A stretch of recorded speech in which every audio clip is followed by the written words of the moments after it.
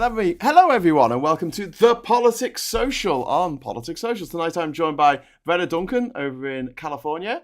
I'm also joined by Rachel, who's somewhere in space and time, who knows where. And finally, we've got Mike Dix of Trumpton fame, who's been running around Camberwick Green all day, causing trouble. So how is everyone today, this evening? Good. Yeah? Good. Bank holiday weekend. Very well. And people say we've got him on Wayne's internet. No, we were about to start, and my stepdaughters arrived back from their dad, so I have to go and answer the door. Fun facts for everyone. So today we're going to talk about a bunch of stuff that's been happening this week. I want to talk about the Democratic National Unconventional, and RFK, Robert F. Kennedy Jr. has just said he's going to drop out. But first of all, can we just talk about this tweet? J.K. Rowling's been quiet for 2 weeks. It's been wonderful. I'm back. It's been amazing. It's been lovely. It's been like a holiday from the hate. And she's back. And I'll just show you what she's tweeted. Okay, so this is perfectly normal. Another perfectly normal day in Turf Town. This is J.K. Rowling quoting from someone else's piece. So she's just quoting. It's not what she thinks. She's just quoting. She's got a picture of Amani Khalif there, and above it says, "It's important to highlight that launching a PR campaign and applying layers of thick makeup requires far more time and effort than simply making DNA test results public." Now, what, and I can't stress this enough, the fuck? Like, what's going on? Like, what does she... I just don't understand. I don't get it. I want someone to explain it to me. Well, it's very bad legally, because if Amanda Khalif is going to sue Twitter and J.K. Rowling and Elon Musk, the lawyers for her case in France will be collecting evidence, and that's evidence. Because Amanda is a woman. We know she's a woman, because if she wasn't, she'd be murdered in her own country. But J.K. Rowling seems to be obsessed about this. And after all the bullying from the tweets and all the other stuff that we've seen, the lawyers in France will now be looking at any output from anybody that's attacking her, and that is attacking her. So it is like, let it go. She's a woman. And if you don't think she looks like a woman, we're talking about misogyny, which is kind of the point, isn't it? You don't think she looks pretty enough to be a woman? That's a kind of inverse feminism. So something's really, it's something a bit twisted there in my view. I just assumed that the lawyers had words and told her to shut up. I think she was on holiday. I think I saw something today on another site where she'd been on a beach. She emailed. She finally took my advice. Find a beach somewhere. Well, I think Julie Bindel or somebody like that had tweeted out that she's apparently sent her a postcard or something, and she was on a beach somewhere, and it was like, so she'd had 2 weeks off. I don't think she'd been. Maybe she wasn't advised by a lawyer. It just was a coincidence. But maybe she got out of Dodge for 2 weeks after all the heat. But I don't know. It's a really silly thing to do, to continue to attack somebody who's commencing litigation to then attack them. Yeah, I don't know. That's not a great legal strategy in my book. It is. I'm just looking at the web page you shared. It's a weird site, isn't it? As well. Did you check that? No, I didn't go to the site because I assumed it was just going to be awful. Reality's Last Stand. It's it's very weird. Holding the line on free speech, science, and reality. Oh God, they're bringing science. It's like Scientology. Something. It's got the word science in it, so it must be plausible in some way. It's always free. Rachel, are you aware of this guy, Dr. Colin Wright? That's the guy she's quoting. All right, no, I don't know. He's the founding editor of Reality's Last Stand and an evolutionary biologist. Oh yeah. Oh God, that sounds a bit eugenic-y, doesn't it? Yeah, like our friend Richard Dawkins, who also spouted off about Amani, saying that she wasn't a woman, and has shut up. I mean, there's quite a few of them. He's got less money to pay lawyers. Yeah. Yeah. I know that the French legal system can be very draconian. You really don't want to piss off the French legal system. Yeah. One Angry Pagan, thank you very much for the £5 super chat, mate. That's really kind of you. Come with us now on a journey through time and space to the world of grinding disappointment and increasing instability. Blessed be badgers, which is nice. Go on, sorry. Well, it's just the free speech stuff. I mean, there was something in the Times you read out this morning on Morning Brew at the top of the Times. It was about Gavin Williamson, when he was Education Secretary, did this free speech legislation, which was to penalise grants universities would get if they stop people platforming hate speech on university campuses, right? So this all started from lots of gender crits appearing on universities and students rebelling and saying no, and universities saying you can't come here and talk about your anti-trans stuff here. And the government, in their peak anti-trans days, came up with this great, absolute free speech. Universities should have absolutely free speech to say anything they like without consequence, because otherwise we stifle educational development of thought. Which is like, so that really it was all about, we need to platform anti-trans campaigners without any consequence. And, and that's what this, and you look at the people that the Times quoted. Yeah. Some of the people were gender critical, and it was like, well, shocker. And so, I was, when Labour got in, and for God forbid, they're not doing jack shit for Labour, really. Labour aren't doing jack shit for trans people. They did at least get rid of that for absolute free speech on university campuses, because it's not free speech, is it? Because it's this right to say things without consequences, which isn't free speech. Which is what they want. We're Britain. We don't have free speech in Britain. Sorry, Brenna. I'll bring you into the conversation here. You have free speech encoded in your constitution, but it's not about private enterprise having to platform whoever demands to be platformed. It's about the government not impeding people's freedom of speech. Nothing to do with private enterprise. Twitter is a private enterprise. The pub down the road's a private enterprise. If you want to turn up and tell the landlord he's a dickhead in front of all his paying customers, and read out a spiel of all the terrible things he's done, he is within his rights to bar you from his pub. Yeah. I wish you'd told me that before I gave up drinking. Oh, mine, not again. I've done that in so many pubs. But the fact is that, a wild Wayne has appeared. Speaking of pubs. Hey, hello, Wayne. Speaking of being kicked out of pubs and coming to the YouTube channel. How you doing, mate? Down there at the bottom of the screen. You all right? I'm good. Excellent. I'm just gonna increase the size of the screen. So have you got like super fast, hot internet now?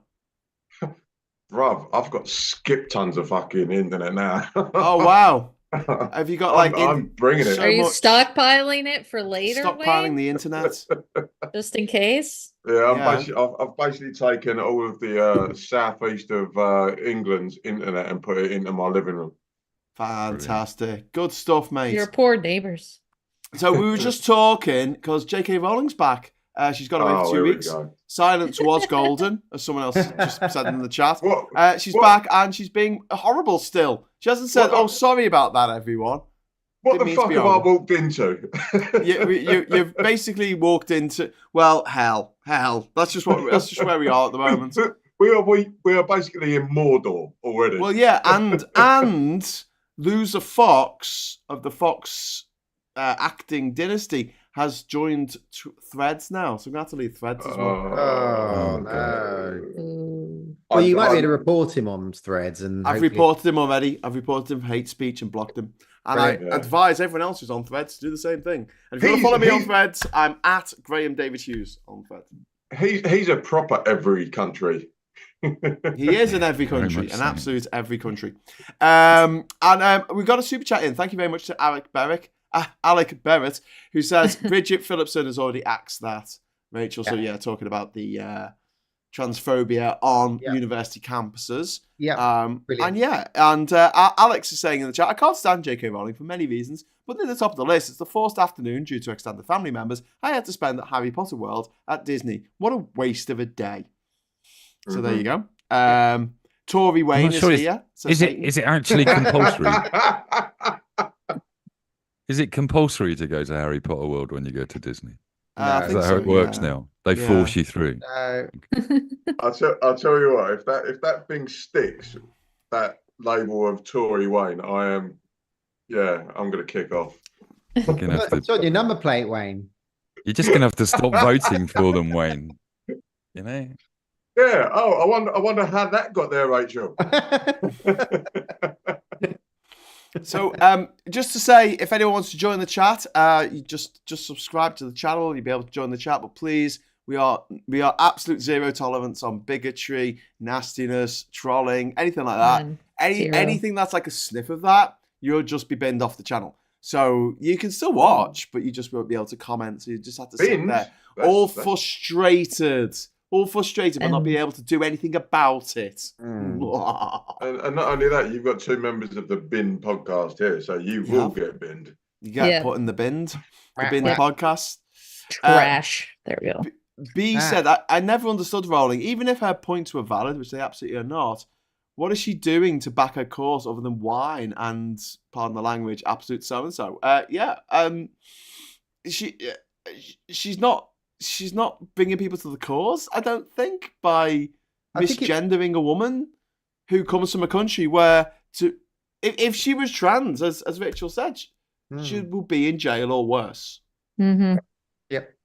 I just think that it just becomes obsessive. It's like everything. It's like 2 things that shocked me today was one when I was looking at Mike, the guy, the humanist that I often send videos onto the Politics Social. I really like Mike's videos, and he did a Tim Waltz's speech, and Tim Waltz's speech was marvelous, right? And his son, who's neurodiverse, stood up, can't speak, but was pointing and saying, "That's my dad," mouthing. It was lovely. Beautiful. And the right wings were going, the stuff that came out from the right wing in America was disgusting about it's not, it should be, it's not like Trump's son and whatever the youngest son's called. Barron. It's not like Barron, Barron's a man, this son's a wimp, or they were just saying the most they've turned into monsters. They've gone past having no empathy, and they've turned into absolute monsters. And that's the same as people who go down the rabbit hole on transphobia. They stop seeing trans people as human.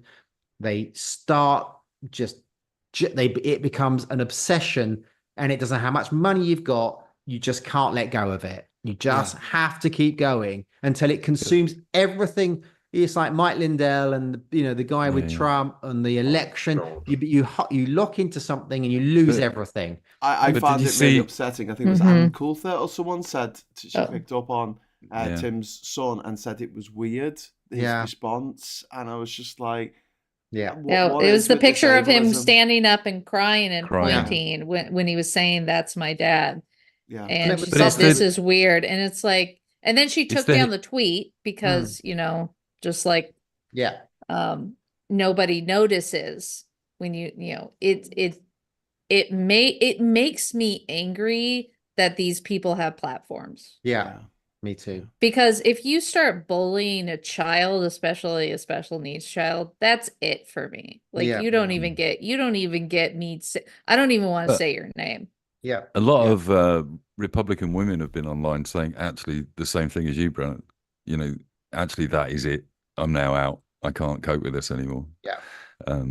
Because it's just, there was a hilarious thing where somebody said that Waltz was 47 when he conceived Gus, his son, and therefore it's bad sperm, because the Republicans are obsessed, aren't they, by the quality of their sperm at the moment. And then everybody points out how old Trump must have been when he conceived Tiffany and Barron.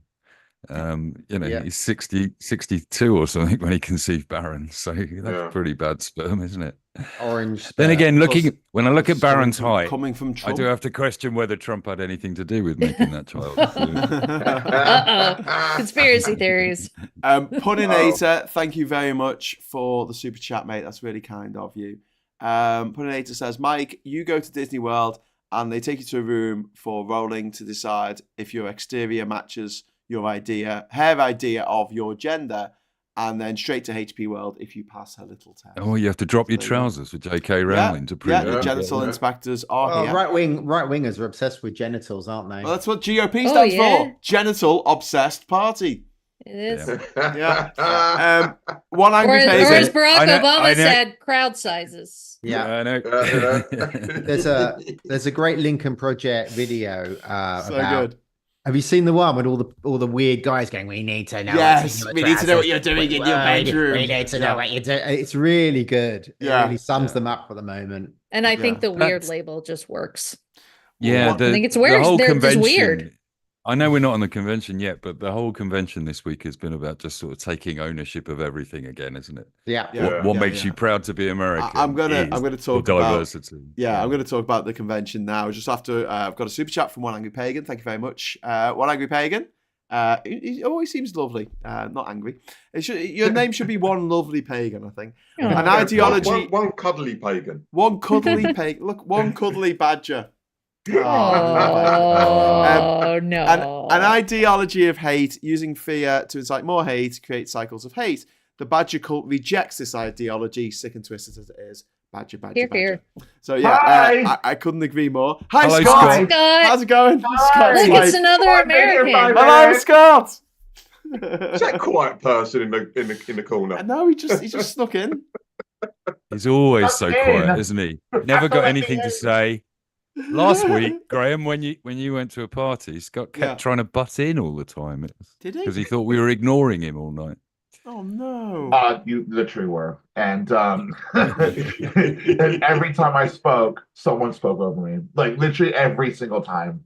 Oh my god! I'm not going to allow that to happen. Go back and watch the tape. I said I'm not going to allow that to happen. Did somebody just say something? Sorry. I had a couple of more messages that I wanted to just quickly go through before we get onto the DNC. Darian saying, I wonder if Rowling would objectify a pine that she's just Elon Musk in a frock. Sarah White says, B has hit the nail on the head there. She's not doing anything because she knows she's wrong. There's absolutely nothing she can do. All she can do is rally people to her cause. And Hayton Puds make a very good point. J.K. Rowling proved that money doesn't buy happiness. See also Elon Musk. And my mom has entered the chat. Hi, Mom. How you doing? Everyone say hello to my mom. Hi, Mom. Okay, so we're going to talk about the DNC. And oh my God. Like, it was like the mirror image. Is it in Stranger Things, don't they? They have the upside down. The upside down, yeah. Yeah, it was. The Republican. It was like that, wasn't it? The upside down from the Republican convention. The Republican convention being the evil place. That's a bit like the world that we know, but evil. And it was like, this was the mirror image of it. They talked Stranger about Things, Stranger Things universe. Yeah. They took that. Oh my God, can you make your lights behind you spell a message? Oh, do they? No, I'm saying, can they? Oh, I don't know. Can we make them flash? And it'd be Jartan, Jartan communicating with us from Norway. But it was so joyous. Like, every speech was positive. And I know they had a few digs at the Republicans, but it really did set this the two sort of Americas right there. One which is positive, the American dream. Anyone can be anything they want to be. A young woman of Indian and Jamaican heritage can become president. And then you got the other side saying America is the shittest country in the world, it's the third world nation, everyone's dying, and only billionaires deserve to become president. Yeah. Let's have a monarchy again. Yeah. I think there's going to be a third world war. Yeah. I think the best contrast, and I think the Lincoln Project did it, was the bit when they were reading out the votes from each state, and they went to they put the RNC and the DNC side by side, and it was like with this very posh. Wow, we're gonna have a look now. Let's have the Georgia votes, and it was like really. And then they went to the DNC, and it was let's have Georgia, and the black guy came on, Little John, yeah, and it was great. It was just, and I mean, okay. Like we do have to say there was no Beyonce. No, there was not Beyonce. Or just Taylor, her music. or Tay Tay. No Tay Tay. I want to talk about that. Well, I'll come to it in a moment. Sorry, Brenna, what are you saying? I could just talk about the roll call. We had the bin yesterday, and I just said, like, if you just want to talk about the roll call, that one section of that one day, I would talk about that for hours, because what that did was it really did just like what Rachel said. it was such a contrast, and it made you really think about who's the party of fun and who's the party of reading off of a teleprompter and not saying anything. There was no substance to what the RNC did. And it almost was like that was the whole point. Like the whole point now of this campaign, of this season of whatever, is not about like the doom and gloom of the RNC. It's not about, oh, like, you know, if we don't do this, we're all going to die. If we don't do this, we're all, you know, there's going to be wars. It was about, look, we need to come together to be better. And we are going to be better because we all love dancing and singing and being around each other and partying. Like if you saw the behind the scenes of the DNC, all the stuff that they were doing behind the scenes, they had like Boys to Men doing little mini concerts. They had, shut up. Really? Seriously. There was karaoke. They were doing like, there were cookies that had like names of like electeds on. Like they were just having fun. Kamala's they weren't there to have a bad nieces time. came and told everyone how to say Kamala's name correctly. Kamala. Kamala. Yeah, but it's still difficult for the British, I think, even when they explain it. Because they say comma differently. Because we don't say comma. And I have seen a description that says if you say it as calm with a K, Kamala, then you kind of get it right, basically, if you're English. Okay, well, I've got a couple of super chats before Scott teaches us how to speak properly. Like what I can't. David Downey, thank you very much. Sorry I'm late. Has Wayne sworn yet? Wayne, have you sworn? I haven't. Graham's mum. He hasn't cut out yet either. It's a miracle. Graham's mum will learn some Mark this day in history. Exciting new words tonight. I watched the entirety of Game of Thrones with my mum, so there's nothing she's not here before. Paul Pollard, thank you very much for the £2 super chat. That's very kind of you. And finally, Puninator, which is a £10 super chat. That's very, very kind of you. Thank you very much, Puninator. Hi, Graham's mum. Graham, buy her something nice. She deserves it. Also, while I got a super chat, seeing Uncle Phil's video on Trump today makes me more hopeful about our chances in November. I'm excited about this as well. I'm just obsessively going to the 538 site and watching the polls move apart when it comes to Kamala Harris and Donald Trump nationally. I know it comes down to a handful of states, but whatever. Yeah. And then watching the pizzas come together for the dislike element of it. Because when Kamala was first elected as vice president, she had quite a high approval rating, about 10% or something. It was quite high. And then as the Biden administration rumbled on, it went down, and it's still in negative territory, but it's only about minus 2.5, I think. Whereas Trump is still steady on like minus 8. So. Yeah, it's amazing. The polls are amazing. They're kind of still 50-50-ish on a national level. But Trump, 60% of the people that they asked dislike Trump, which means there's people going to vote for him even though they hate him, which seems really... Well, that's the party, that's the problem with party machine, tribal, but they had a lot of Republicans on the stage, a lot of Republican governors coming up. That was a good one. You know, the voters are different, you know, because they'll just see it as they'll see it as the lesser of two evils. Yeah. And there's the whole traitor thing. But I thought it was like the Labour Party's approach in the last election. They must have learned from that a bit, which was actually go out there and put the people on there that are willing, the independents and the Republicans that are actually willing to lend a vote to Kamala. Yeah, there were a lot of network, Midas Touch Network, which is technically Republican. The Bulwark podcast lot were they're Republican. Lincoln Project, they're Republican, but they're all voting for democracy. So Midas Touch Network is Republican? They are. Ben Marcellus, Michael Cohen, most of the presenters on there are Republicans, but they are. Are you kidding me? Ben Marcellus is Republican. They've been never Trump. They're never Trump. Yeah. I fancied Ben Marcellus as well. I don't fancy him. I don't fancy him anymore. Scott, you don't have to talk to him. He's married now anyway. Married now. I have no chance. But I had no idea he was a Republican. Yeah.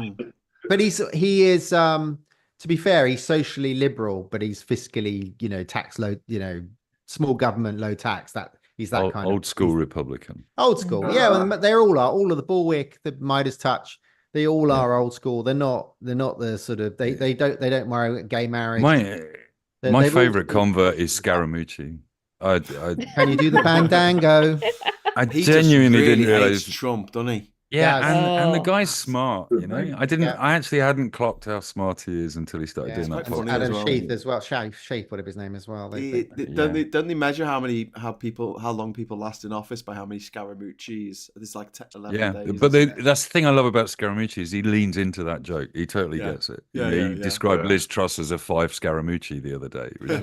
I love the fact that he's owning his gimmick.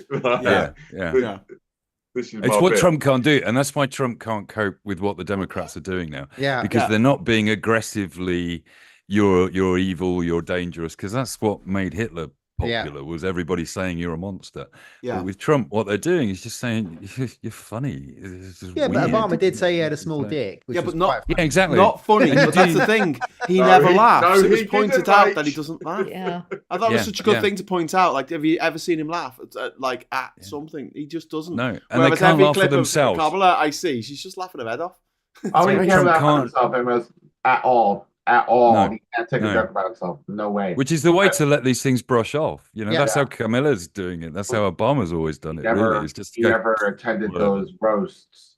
The correspondence dinners, like he used to go after the first time. Because he can't. He's thin. His skin is so thin. He can't handle it. This was what Mel Brooks said when they said about the producers. Don't you feel bad as a Jewish guy? Like, they're making fun of Nazis, and he's like, no, this is the way you depower them. You take all the power away from them if you just laugh at them, and they hate it. Oh my god, it is just the best thing, because it drives them up the wall. And there's not much they can say against it. It's like still on them weird. It's a psychological thing. Sorry.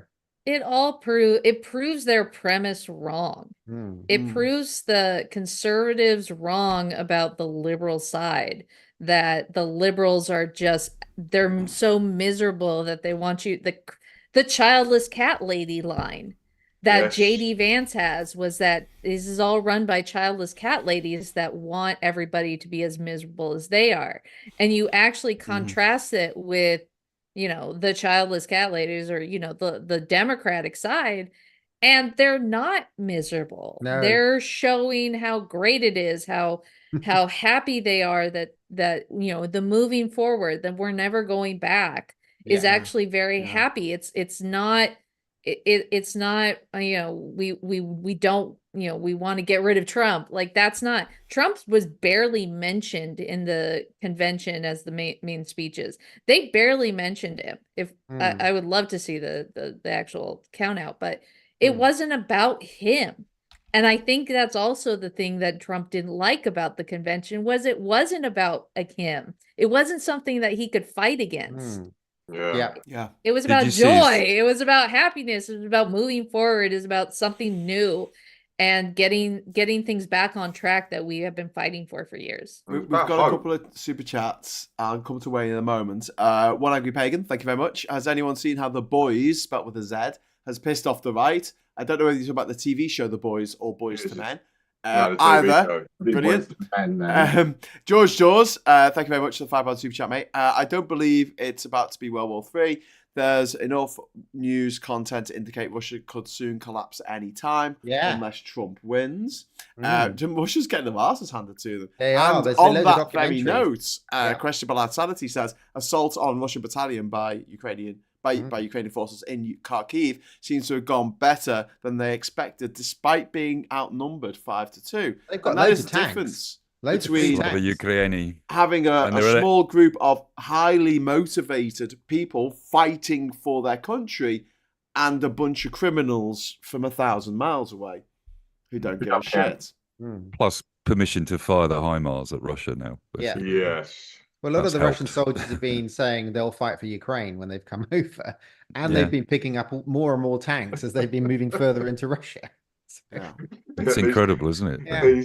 These are Ukrainian conscripts. Sorry, the Russian conscripts. I'm not trying to be funny, but I think every country in Europe giving them billions and billions of dollars. I would hope that there would be some sort of turnaround at some point when we paid for it. Like, I don't mean that in like the worst. Look at Scott. Look at Scott. Like, I demand a return on my investment. Literally, Wayne the Tory and Scott the GOP member. If President Trump could be a Republican, so can I. Speaker Williams there. Mike, you want your fucking neck in, all right? But, you voted Tory, I didn't.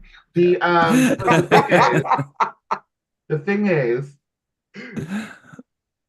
come for me, see what happens. It's true. It's true. The Western world has pumped so much money into Ukraine.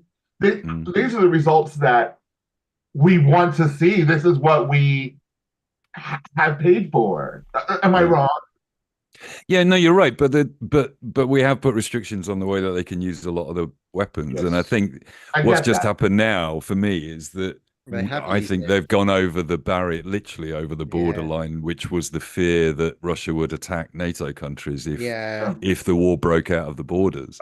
And the reality is, they're not going to drop any nuclear weapons on anybody. No, they can't. No, it's mutually assured destruction. We know that. No, but there's the documentary I sent the other week that said they can't use nuclear weapons on a conventional war, and so that was one. Two, I think they're a bit paper tigery. I think that a lot of their oligarchs have flogged off all their equipment.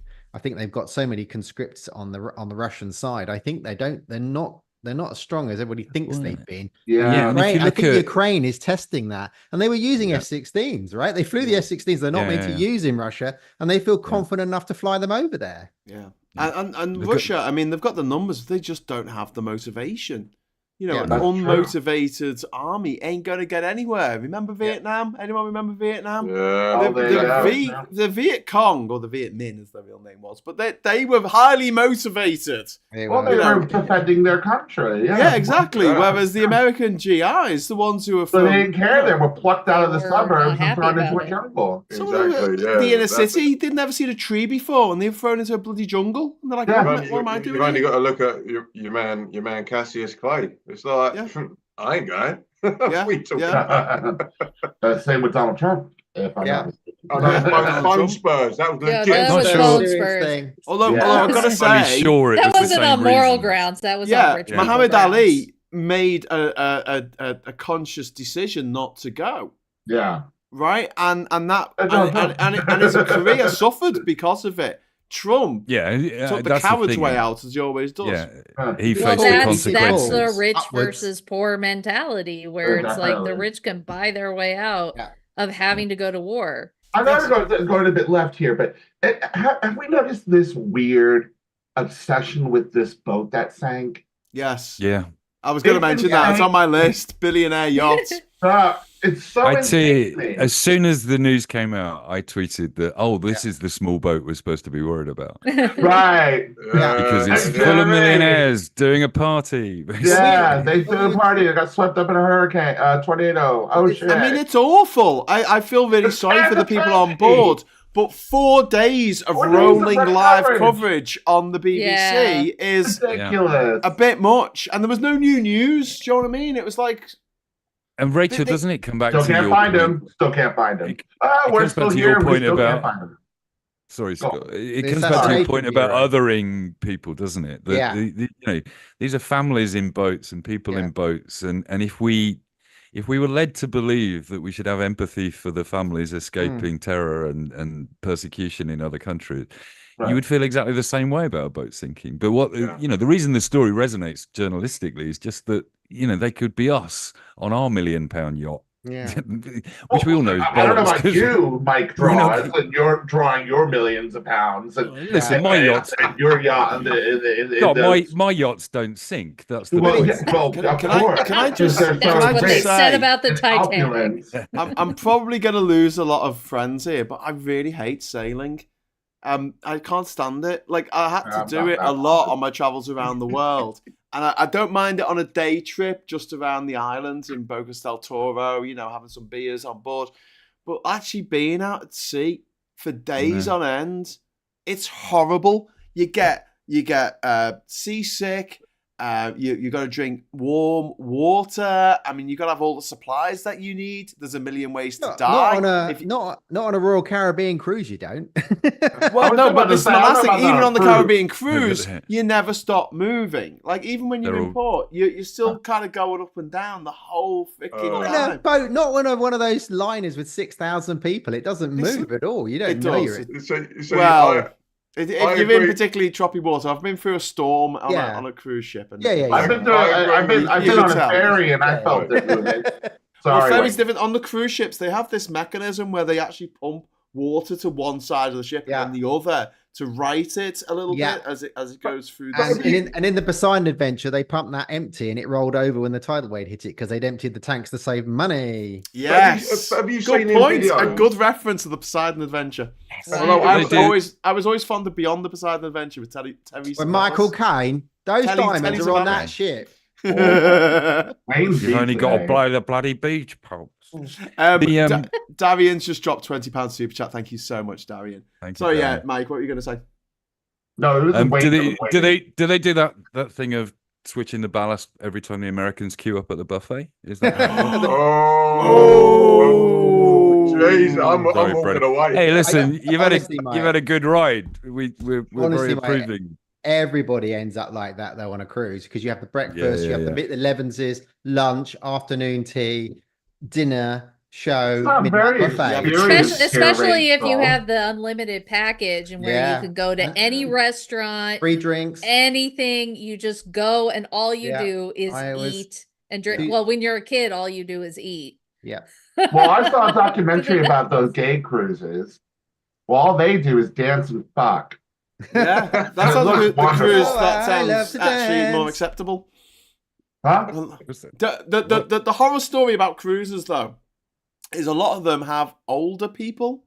Yeah, the gay ones don't. On them. The gay ones don't. No, and they don't. As a result, they have to have a morgue on board. Oh, Jesus. They literally have to have facilities for freezing dead bodies until they get to port. Because it could be 4 days, and you can't just leave people sitting there. My grandmother, when she went on cruises, would actually, because she went on cruises until basically her late 70s, and she actually had to have insurance and tell us about it because if something happened to her while she was on her cruise, we had to have an actual plan. And the life insurance for it. So yes, it is true. Super Tiny 808, thank you very much for the super chat, mate. Saying, dinghy sailing in reservoirs is fun. Yes, it is. I don't mind it like a day thing. It's just, I was on board a sailing yacht once. Didn't have an engine. We were just on sail, and we were going 555 kilometers across the Atlantic Ocean by sail, by wind. And a few of the days we were just sitting there, bobbing up and down in the water, like we weren't going anywhere because there was no wind. And it just doesn't stop. It's like you can't just go, can we just stop the rocking motion just a little bit? And when you're on a yacht as well, a lot of the time, not a big super yacht, big motorpower thing, but when you're on at sail, you're on an angle. You're constantly on an angle. It's like being a baddie in an old Batman TV show. Do you know what I mean? It's like everything's on a tilt. I think Graham is pretty skewed though, because if anybody's read his book, he has been on some shitty bloody boats. I have been on some fantastically shitty boats.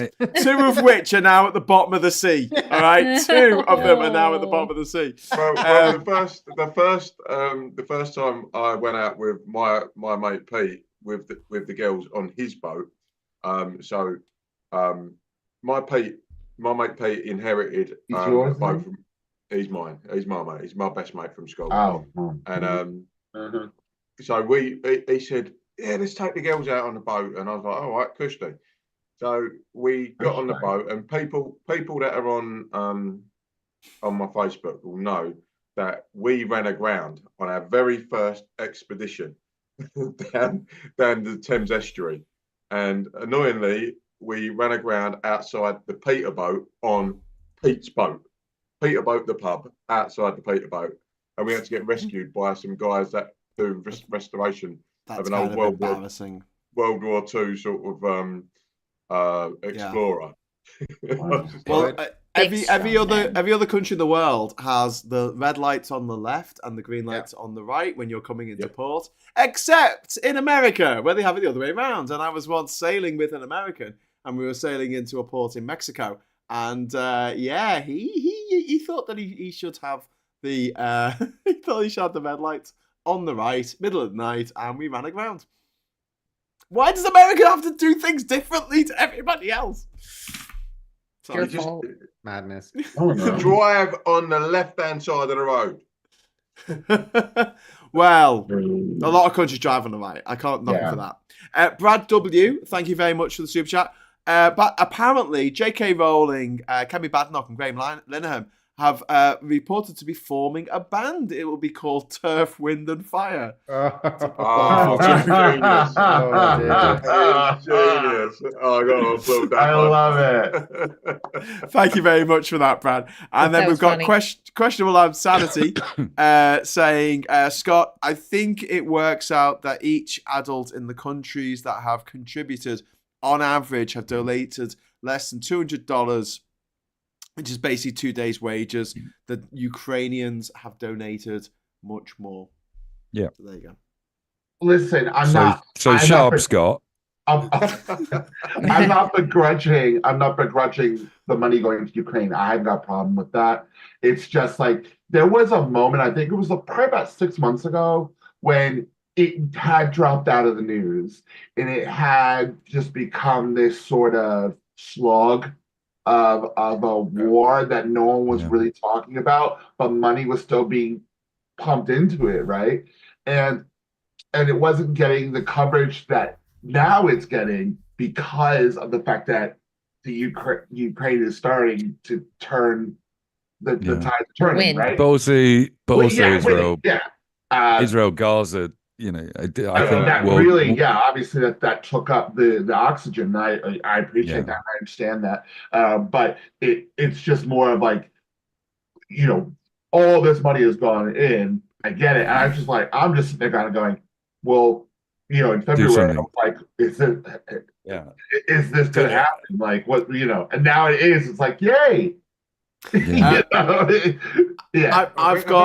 I just want to say thank you to Puninator for the super chat. It's really kind of you, mate. Puninator you just might as well write you a check. I know. Puninator, can you get my Listen, I here's my PayPal, Puninator. Do you know what I mean? I will say and do whatever the fuck you want. Puninator. Why doesn't Puninator just adopt Graham? That would be I'm very adoptable. The 45-year-old adoptee. Most sailing I've done, says Puninator, is kayaking, which is pretty fun.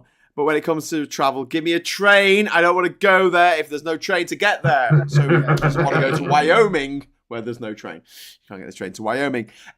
So I looked into getting an American visa this week. Because not so good. So here's the good news.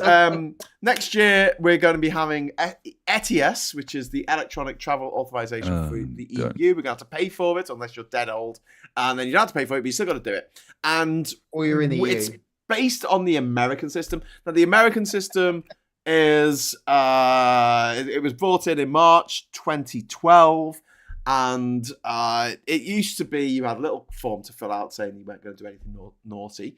Now you've got a huge website to fill out, like all these different forms. It wants to know absolutely everything about you, where you work, all of your socials, all the things you've ever put online. It wants to know all of this. Is just to get a visa waiver. This isn't for the visa. I've never gone to America then. Yeah, and one of the things it asks you is if you've been to Sudan, Syria, Israel, Iran, Iraq, Cuba, North Korea, Afghanistan. There's about 10 countries since. It used to say in the last 5 years. It doesn't say that anymore. Now it says since March the 1st, 2011. Oh. And so it's for life. So if you have been to any of those countries, right, in the last 12, 13 years, you can't get into America now unless you get a visa. You can't even change planes in America to go to Mexico or something without a visa. Now, to get a visa in this country, you have to apply to the American embassy. And I don't know if I mention this to you, don't shout out the correct answer. But there's a little bit of a wait, right? First of all, for getting an appointment to have an interview to make sure you're not a wrong one. So guess how many days wait? Not working days, calendar days that you have to wait now to just get an interview to get they might give you a visa. They're not definitely saying they are going to, but it's $185. Guess how many days you got to wait? 60. Do you want us to guess 69? Or guesses in the chat? 60. 60. Yeah, put it in the chat. Put it in the chat. Anyone in the chat? In the chat. While I read out One Angry Pagan's super chat. Thank you very much to One Angry Pagan. While people give their estimates of how many working days you have to wait to get an appointment at the American Embassy in London. Sailing round Plymouth Sound was cool, but I prefer just being in the rolling hills of the Devonshire countryside or Dartmoor, country boy that I am. Thank you very much for that, One Angry Pagan. No, I mean, I like it. A day trip is wonderful. I love being out on the boat. I love being out at sea. I do actually like that. It's just when you're trying to get somewhere and it takes a week or more and you're stuck on a boat, it gets to a point where I get a little bit of cabin fever. Anyway, 600. Bruv, you made an entire book out of doing that. I did, yeah. I didn't say I enjoyed it. Yeah, right. Didn't say it was trials and tribulations. Sarah Davis says 200. That's too many. But Baskar says 90. We've got Richard saying 70, 71, 72. Just Me and Vid says 99 and a half days. We've got 180, 150, 170, 100. We've got 90. You're all hovering around the correct answer, which is 114 days. And if I had to wait 114 days, you can't just get up and go, can you? You have to get a visa, to go to a country. If I had to wait 114 days of any of the countries in the world, I wouldn't have been able to go to every country in the world without flying. That's crazy because you used to be able to just buy a ticket and go. Oh yeah, back in the day. Yeah, you just filled out a form as a plane was landing. It always struck me. The little tick. Yeah. The first time I ever flew to America was a year after 9/11, and you're on the plane mid-Atlantic, and they make you fill out this little visa form. Yeah. And it says, "Have you ever been a terrorist?" And you go, "It's a little bit late." You were going to take that one. If I say yes, what are you going to do? It was like a box of, it was like $200. It's if you commit a terrorist act, and then they'll be like, "Oh, but you said you wouldn't." Yeah, you signed a form. You're a liar. You're a liar. You lied to me. Mike, if you'd have said yes, I'd have taken you down to the back of the plane in the galley and just. I tell you, at the time, I worked for a company called Bomb Productions, BOMB Productions. Hello, Felix. And when we got to the border control, basically trying to explain what we were doing there under that company name was not easy. That's hilarious. Well, let's say I have none of these problems. I have a U.S. passport. Oh God! All right, Mr. Show Off. I know. Look at Scott. I did say to you, Graham. I did say marriage is an option. But there would need to be some sort of sex activity between us. Yes. Okay. Scott, I'll do a civil partnership with you. But there's no. My boundary is there has to be. There's no coitus. That's not a boundary, Scott. That's a demand. Is that the opposite of a boundary? Whatever. That's forcing yourself. That's in the contract. No, you have to force yourself upon me, because you're the one that wants to have the poor Scott. Poor Scott. I don't think you can give instructions to people to force themselves on you. That's not how it works. That's what true dom is. It's just BDSM. That's consensual right there. That's the important thing. It's completely consensual. I'm telling you. You have to be. Oh, okay. Scott's only saying that because he knows I'm bigger than him. Oh. I don't know that for sure, actually. There has not been a comparison. What? And I've been waiting for the photos. We do the comparison. You should have some photos. Wayne keeps mistyping and sending them to me. I keep saying stop. You have to be a Tory MP before you start sending those sort of pictures. Well, bruv, you are down on the south coast, so I'm just keeping, I make money out of them. Mike sees enough penises. He lives in Brighton. Yeah. Just to bring the conversation back from penises to politics. Graham's mum's in the room. Sorry. Sorry, Graham's mom. El Maestro in the chat saying the Democratic. I didn't try to marry your son. I apologize. Is saying El Maestro is saying the Democratic National Convention was on fire. Republican AOC and Jasmine Crockett were on fire.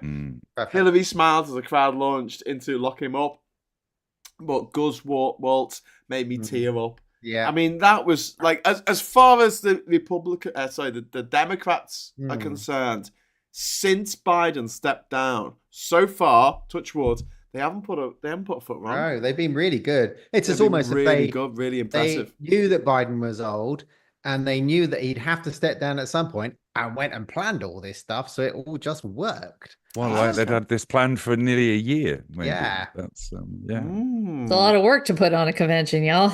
Yeah, yeah. It was good. It has been so. I didn't sleep very well last night, so I turned on the radio about 3 o'clock in the morning, and that was when Kamala was doing her speech, just starting. Typical BBC fucking up in the middle of it, though. They went to the news halfway through and then came back, and in the news told everybody what the speech was about. Just interrupting the speech. But anyway, I got most of it on the World Service, and it was like it was really nice lying in bed in the dark listening to her speech. It was really powerful. Yeah, she was good. Yeah, to be fair, like, and to be go on. Sorry, Wayne, go on.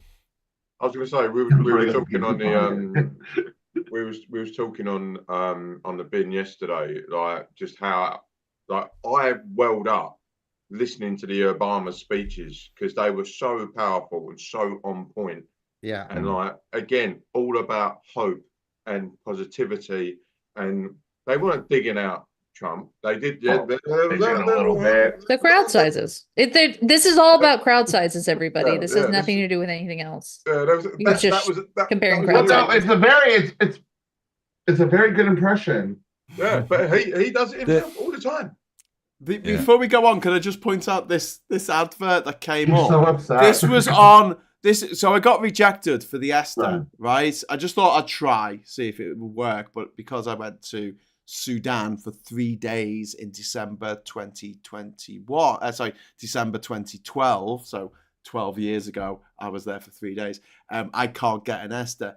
And in the email that they sent to me to say that I hadn't got the ESTA, this advert appeared saying traveling, spelt wrong, to the US has never, note that word, never been easier. Yeah.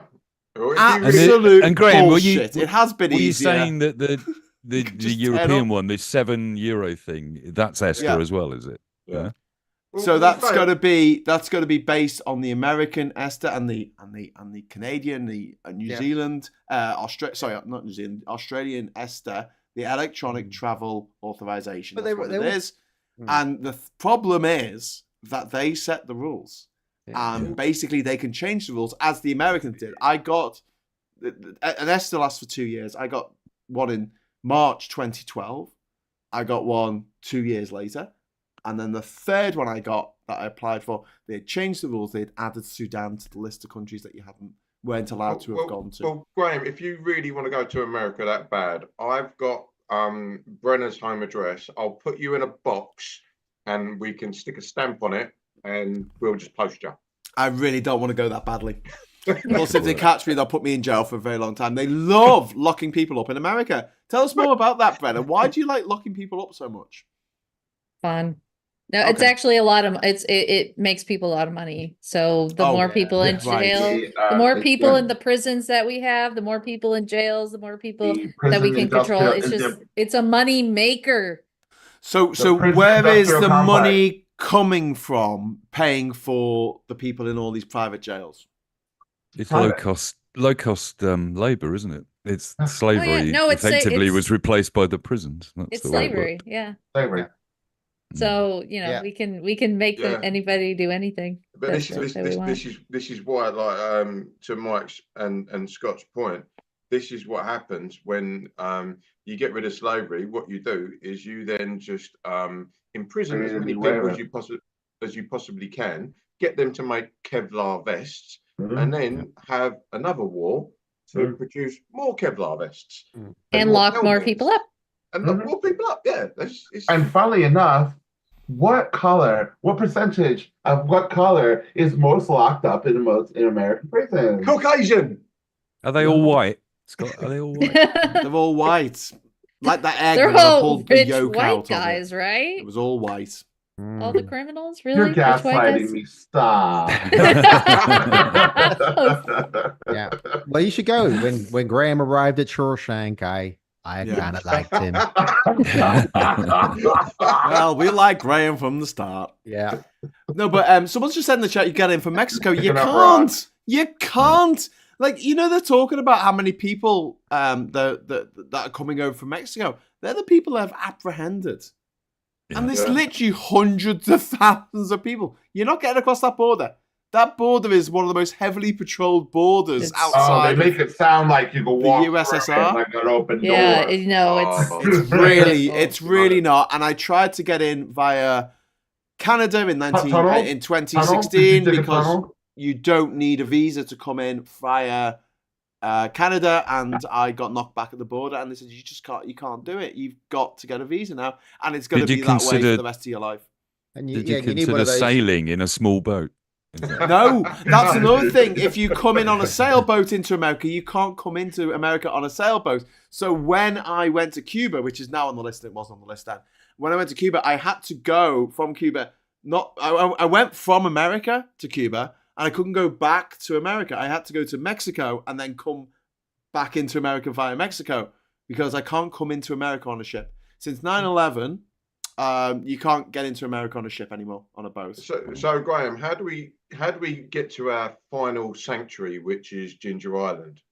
You get a KLM. Well, you can get a United Airlines or a Delta flight over to Panama, but I would have to go via Charles de Gaulle Airport or Schiphol Airport or Madrid, because there's no direct flights from the UK to Panama City or to San Jose in Costa Rica. So if you want to go to either of those places, which are sort of equidistant from Ginger Island, you'd have to go via another country. So I have to go via Europe.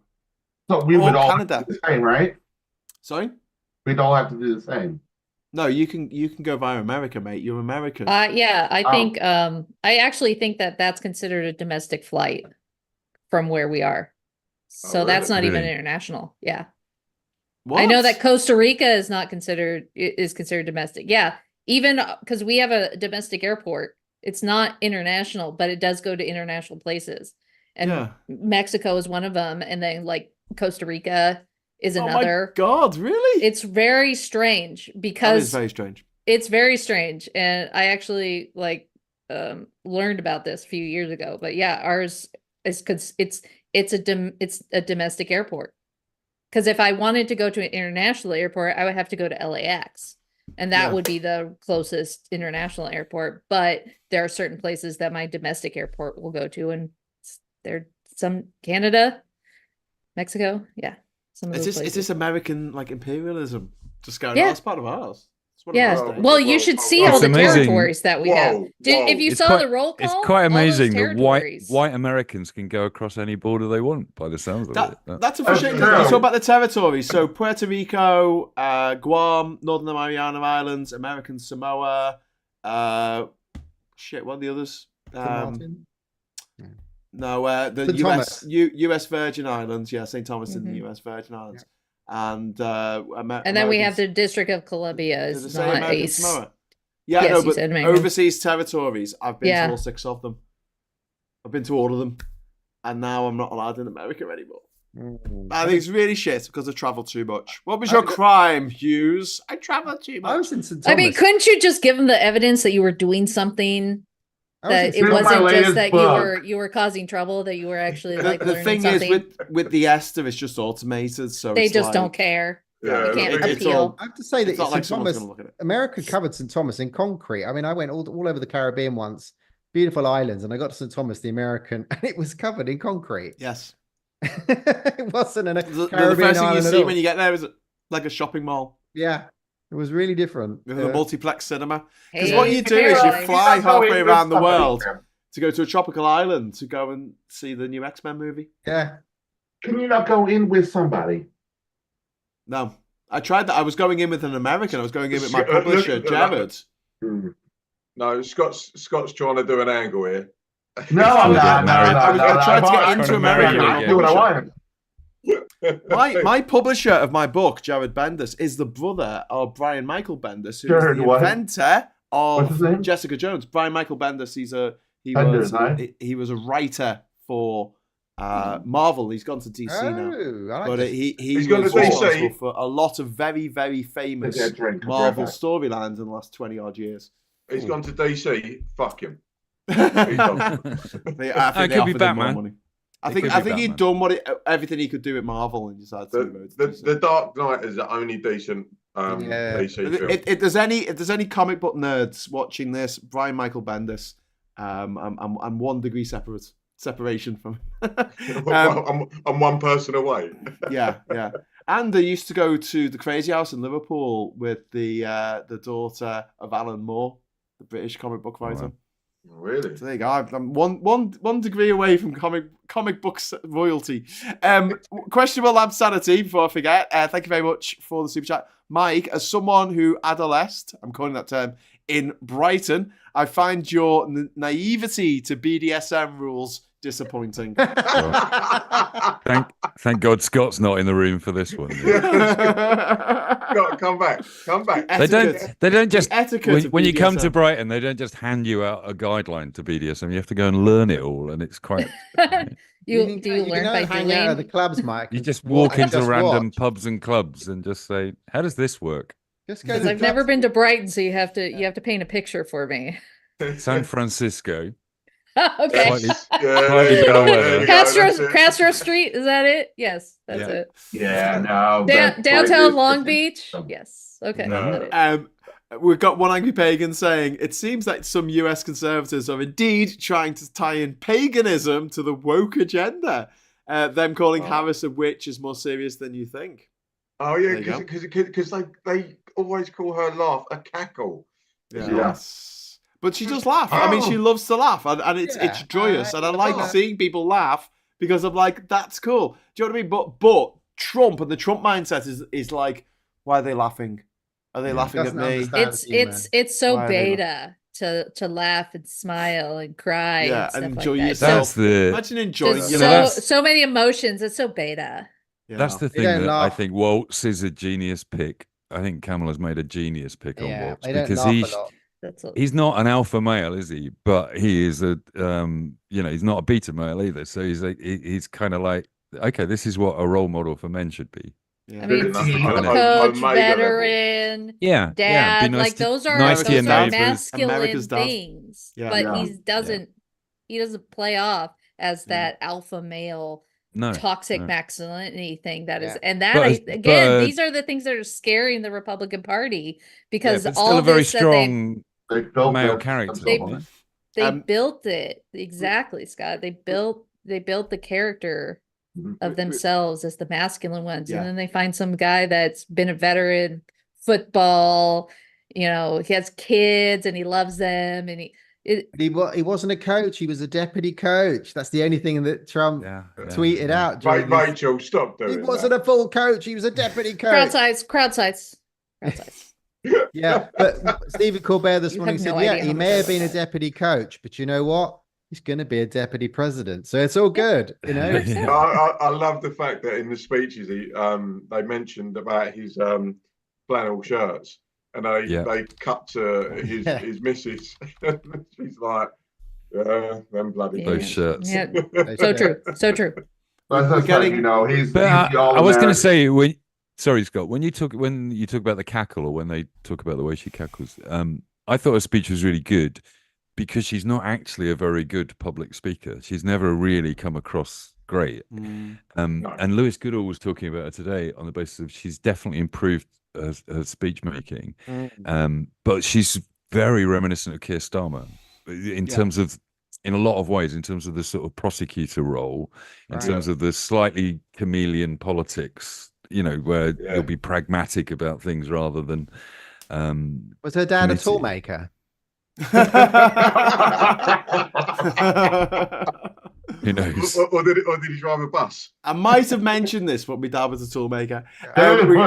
We got a lot of love coming in by Michael Bendis. We got B is saying that's baller as heck. Jessica Jones ST. Also Miles Morales, the Spider-Man. Yes. That was by Michael Bendis, and also Luke Cage. By Michael Bendis. And Darian Destar saying Bendis is one of the greats as far as comic writers go. Absolutely. Madia is saying I've met Alan Moore, also one of the greatest comic book writers in the world.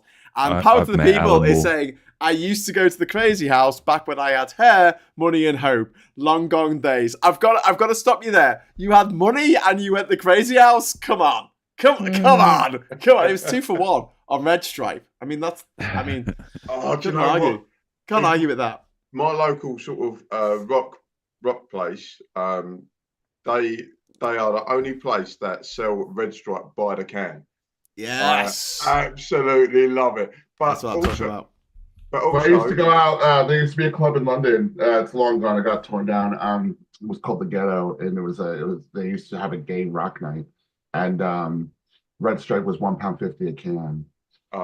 But it was a Monday night, so you couldn't get too fucked up, but you got pretty drunk on £1. Why is it in a club? You know, why is it in rock clubs, Scott, that you come out with like some sort of like black goo on your shoes and you have no idea how it got there? Yeah, it's the goth shedding off all of the gothness, the shed, all the black dye running out. Yeah, exactly. Yeah. It's all the mascara. It's all the mascara. There we are. Yes. First time. Mascara and the hairspray. I'm going to shout out the pink toothbrush in Rayleigh.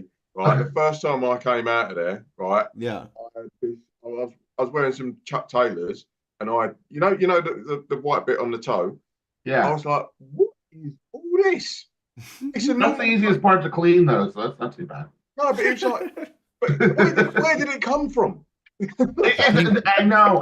Where did it come from? Electroworks is always the same. Yeah. If there was a great name for a gay rock venue, then the pink toothbrush has got to be it, isn't it? No, it was the club was called the Ghetto, and it was actually behind what was the London Astoria.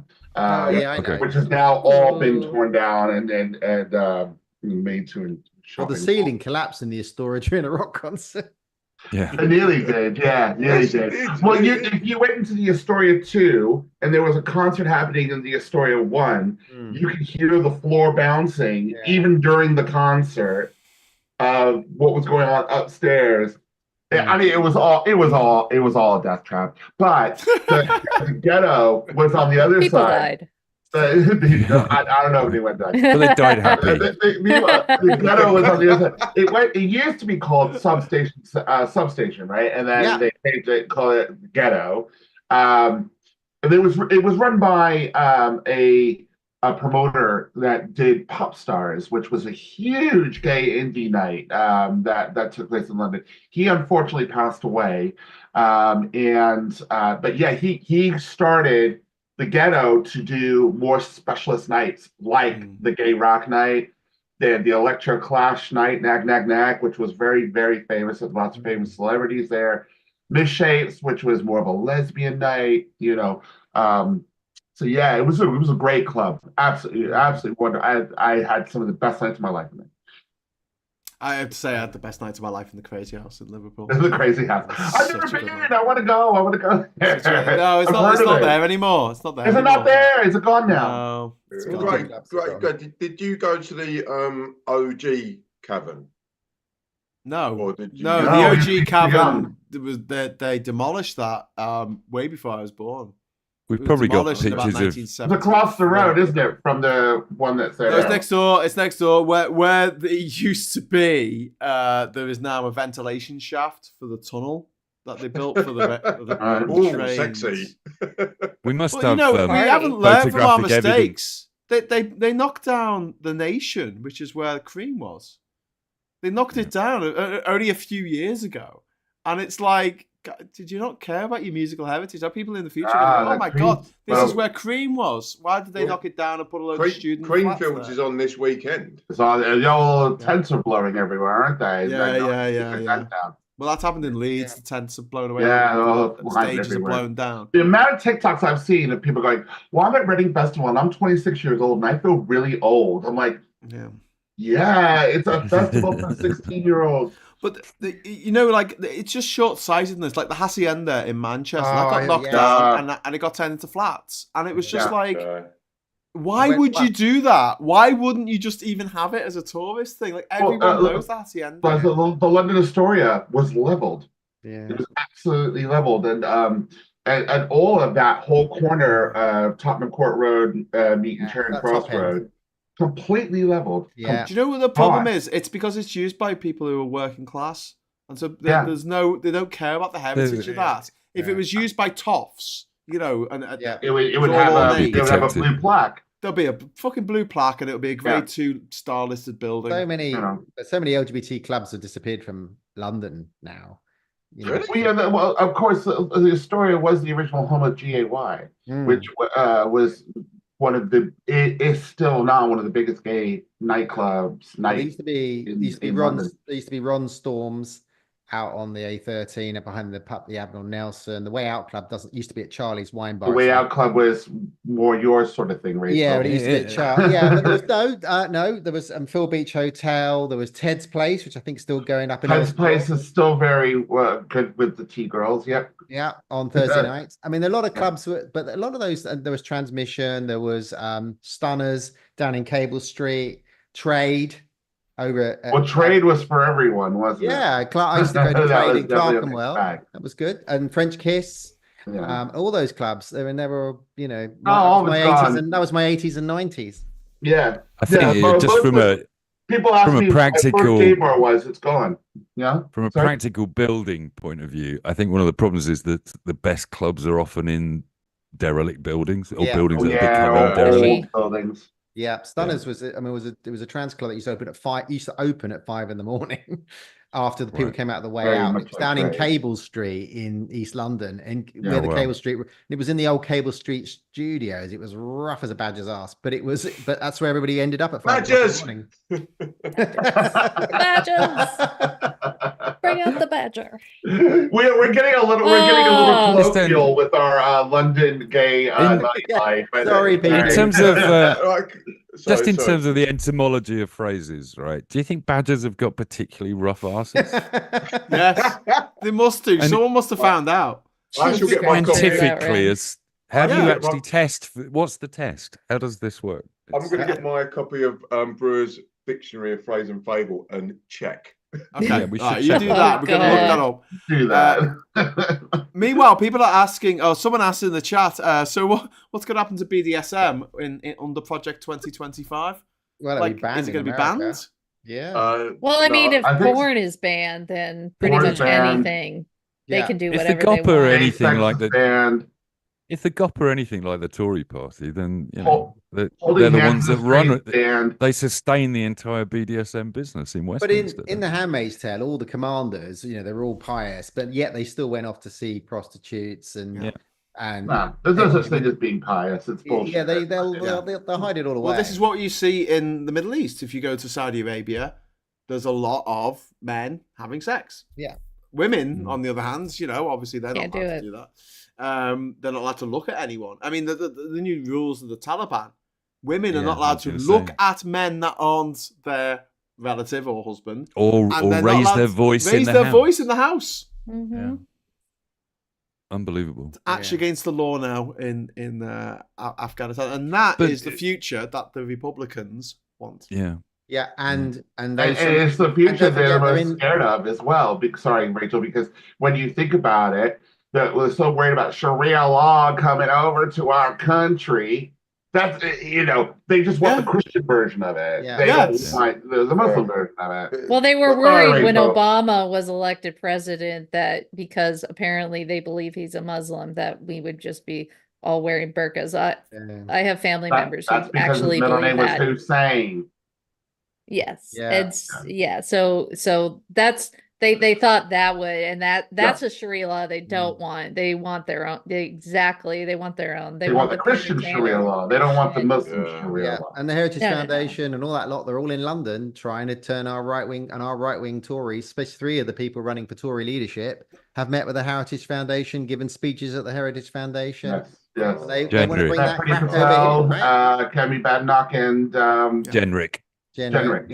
Jenrick's the most dangerous of all of those candidates. He's the most fuckwitish, though. Like he really is a fuckwit.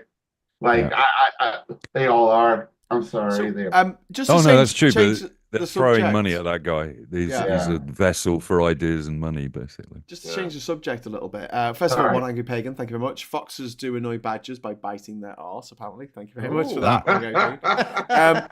So Carol Vorderman gave a speech today about the working class basically not being represented at all in UK media. It was really interesting. She gave this talk up in Scotland. It was in Edinburgh.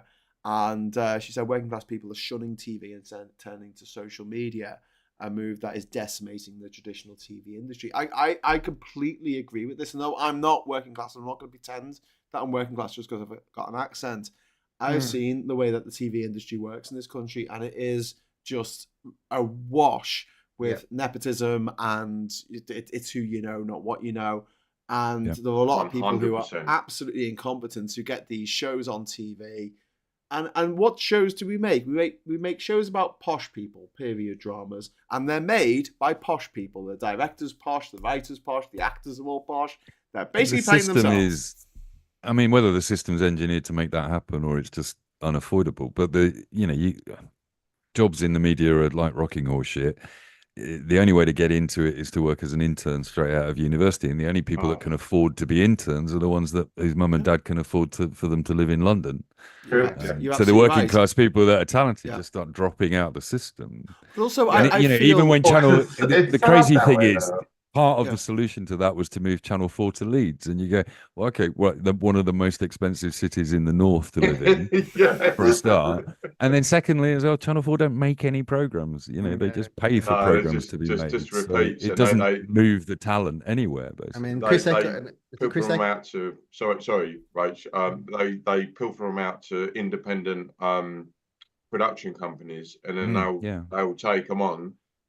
But when it comes to sort of like their actual in-house stuff, they still operate the same thing, where you have to be an unpaid intern, which means you have to have the ability to live and work for free in that particular city, which means you need to have capital behind you before you can even get your foot through the door. And it's the same. It's the same at the BBC. It's the same at Global. Same at ITV. Like I know this from, I know people within the industry, and I know this is what is the model that they absolutely. The music industry works very similarly as well. I used to work for the trade body for TV producers, and it's absolutely the model. It's entirely the way that it works. And everybody that wants to get that fixed doesn't ever look at the solution, which is to fund working class people through that process where they're not getting it. But it does feel like there's, I mean, Chris Eccleston, who I really like as an actor, he said, he wouldn't get a role now if he was doing everything he did 25 years ago. He wouldn't have a chance. He wouldn't get in. He wouldn't break through now, he managed to. There was a whole group of working class actors that got in about 25 years ago. Now he said you wouldn't be able to break through. Christopher Eccleston's talked about this. Pete Postlethwaite, before he passed away, he talked about this. What Carol Vorderman said today. Can I just say on top of that, there are schemes that, and there's not many places on them, but there are schemes that Channel 4 actually do fund to help people from diverse backgrounds and from working class backgrounds. Just said that in the chat. He's just agreeing with you, Mike. What she said is the rich and powerful are corrupting politics, the upper middles taking broadcasts for themselves, the increasingly absurd right-wing newspapers, headlines being promoted by political programs. What has this got to do with class? Everything. literally everything. After 14 years of austerity and being lied to by the privileged political class, this country is an absolute mess. And the TV industry must accept part of the responsibility for that too, including the riots. She also criticised the decision to include Reform leader Nigel Farage in ITV's I'm a Celebrity, Get Me Out of Here. It contributed towards normalising. Oh, 100% agree with that. Yeah. And what I see as well is there's a lot of snobbery when it comes to TV. You look at stuff like Love Island, you get a lot of people going, I've never watched Love Island. And it's like seen as a badge of honour that they wouldn't sully themselves by watching, programs for the lower orders. And then you've got this other thing where you have shows like Benefit Street on Channel 4, which is just porn. And then you had the most vile show on television in the last 20 years, Jeremy Kyle, in which a privately educated public school boy sat there and told working class people that they were horrible on television until he drove someone to suicide. So they had to stop making it. But it's all the othering it's all the, like Jeremy Vine, you have to have somebody on the left, somebody on the right, everybody on opposites. And some of these arguments are not 50-50, like we did with Brexit, and it's like, Jeremy Vine, he just brings on, they have some really good people from the left, but you have some right monsters on the right. And it's not an equal argument. It's not a humane argument in many cases, but they always bring some outrageous person on. And you just like, it's like a circus. It's television. Jeremy circus Vine, television. Also privately educated, along with Jeremy Hunt, Jeremy America has a lot of Jeremy influence over what our television was as well. They're just James the Jeremys. Jeremys, Daniels and Jeremys. All right, Mike, you leave Jim alone. But Jeremy Kyle was literally just an English version of Jerry Springer. Yes, it was. Yeah. And I for some reason on my YouTube I keep getting Jerry Springer episodes, which is great nostalgia, but you realize how trashy it was awful. It really was, and we weren't like the British are not as gregarious. British, Scott. Well, we used to have Vanessa and Kilroy Silk. And Vanessa Phelps also Trisha. That was our version, and it wasn't. They never were the same. Kilroy started UKIP. He did. He was one of the first leaders. Yeah, Kilroy was one of the originals. He was OG UKIP. OG racist. OG right wing. That's so I think American influence of not so much America putting influence on, but us taking ideas from toxic American programming, such as Jerry Springer and But you do like to take a British comedy and take it away and wreck it. So you're an American. That's what they do. You're really good at doing that. That's because the humor doesn't translate. Well, it does on some shows. It does because The Office was very well received. Sanford and Son came over from Steptoe, and that was quite good. The Office was good. There's been a couple where it has made the translation. And America. And Till Death Us Do Part. This is a very old joke, but Till Death Us Do Part became oh God. Brennan, you might have to remind me. It was about a racist sort of Archie Bunker. Oh yeah, the Archie Bunker one. And it is that was the first ever independent TV deal done from the UK to America. Yeah, I'm not saying about copying different program ideas. I'm talking about this taking the influence of this sort of like Jerry Springer. Oh, okay. Well, let's make a Jeremy Kyle and a Kilroy Silk and a Trisha. We'll put them all on the different channels. And we might not have fighting because we're British, but we'll still get people from very deprived backgrounds to fight each other in some sort of way. DNA tests and with stolen. Polygraph. Stolen purely from Maury Povich. Maury Povich did a year of DNA testing. It was all these ideas. So I think there's a lot. I think there's a responsibility there as well. I've got a pop quiz question. British and creative. Okay. All right, One Foot in the Grave got remade in the United States. What was it called? I have no idea.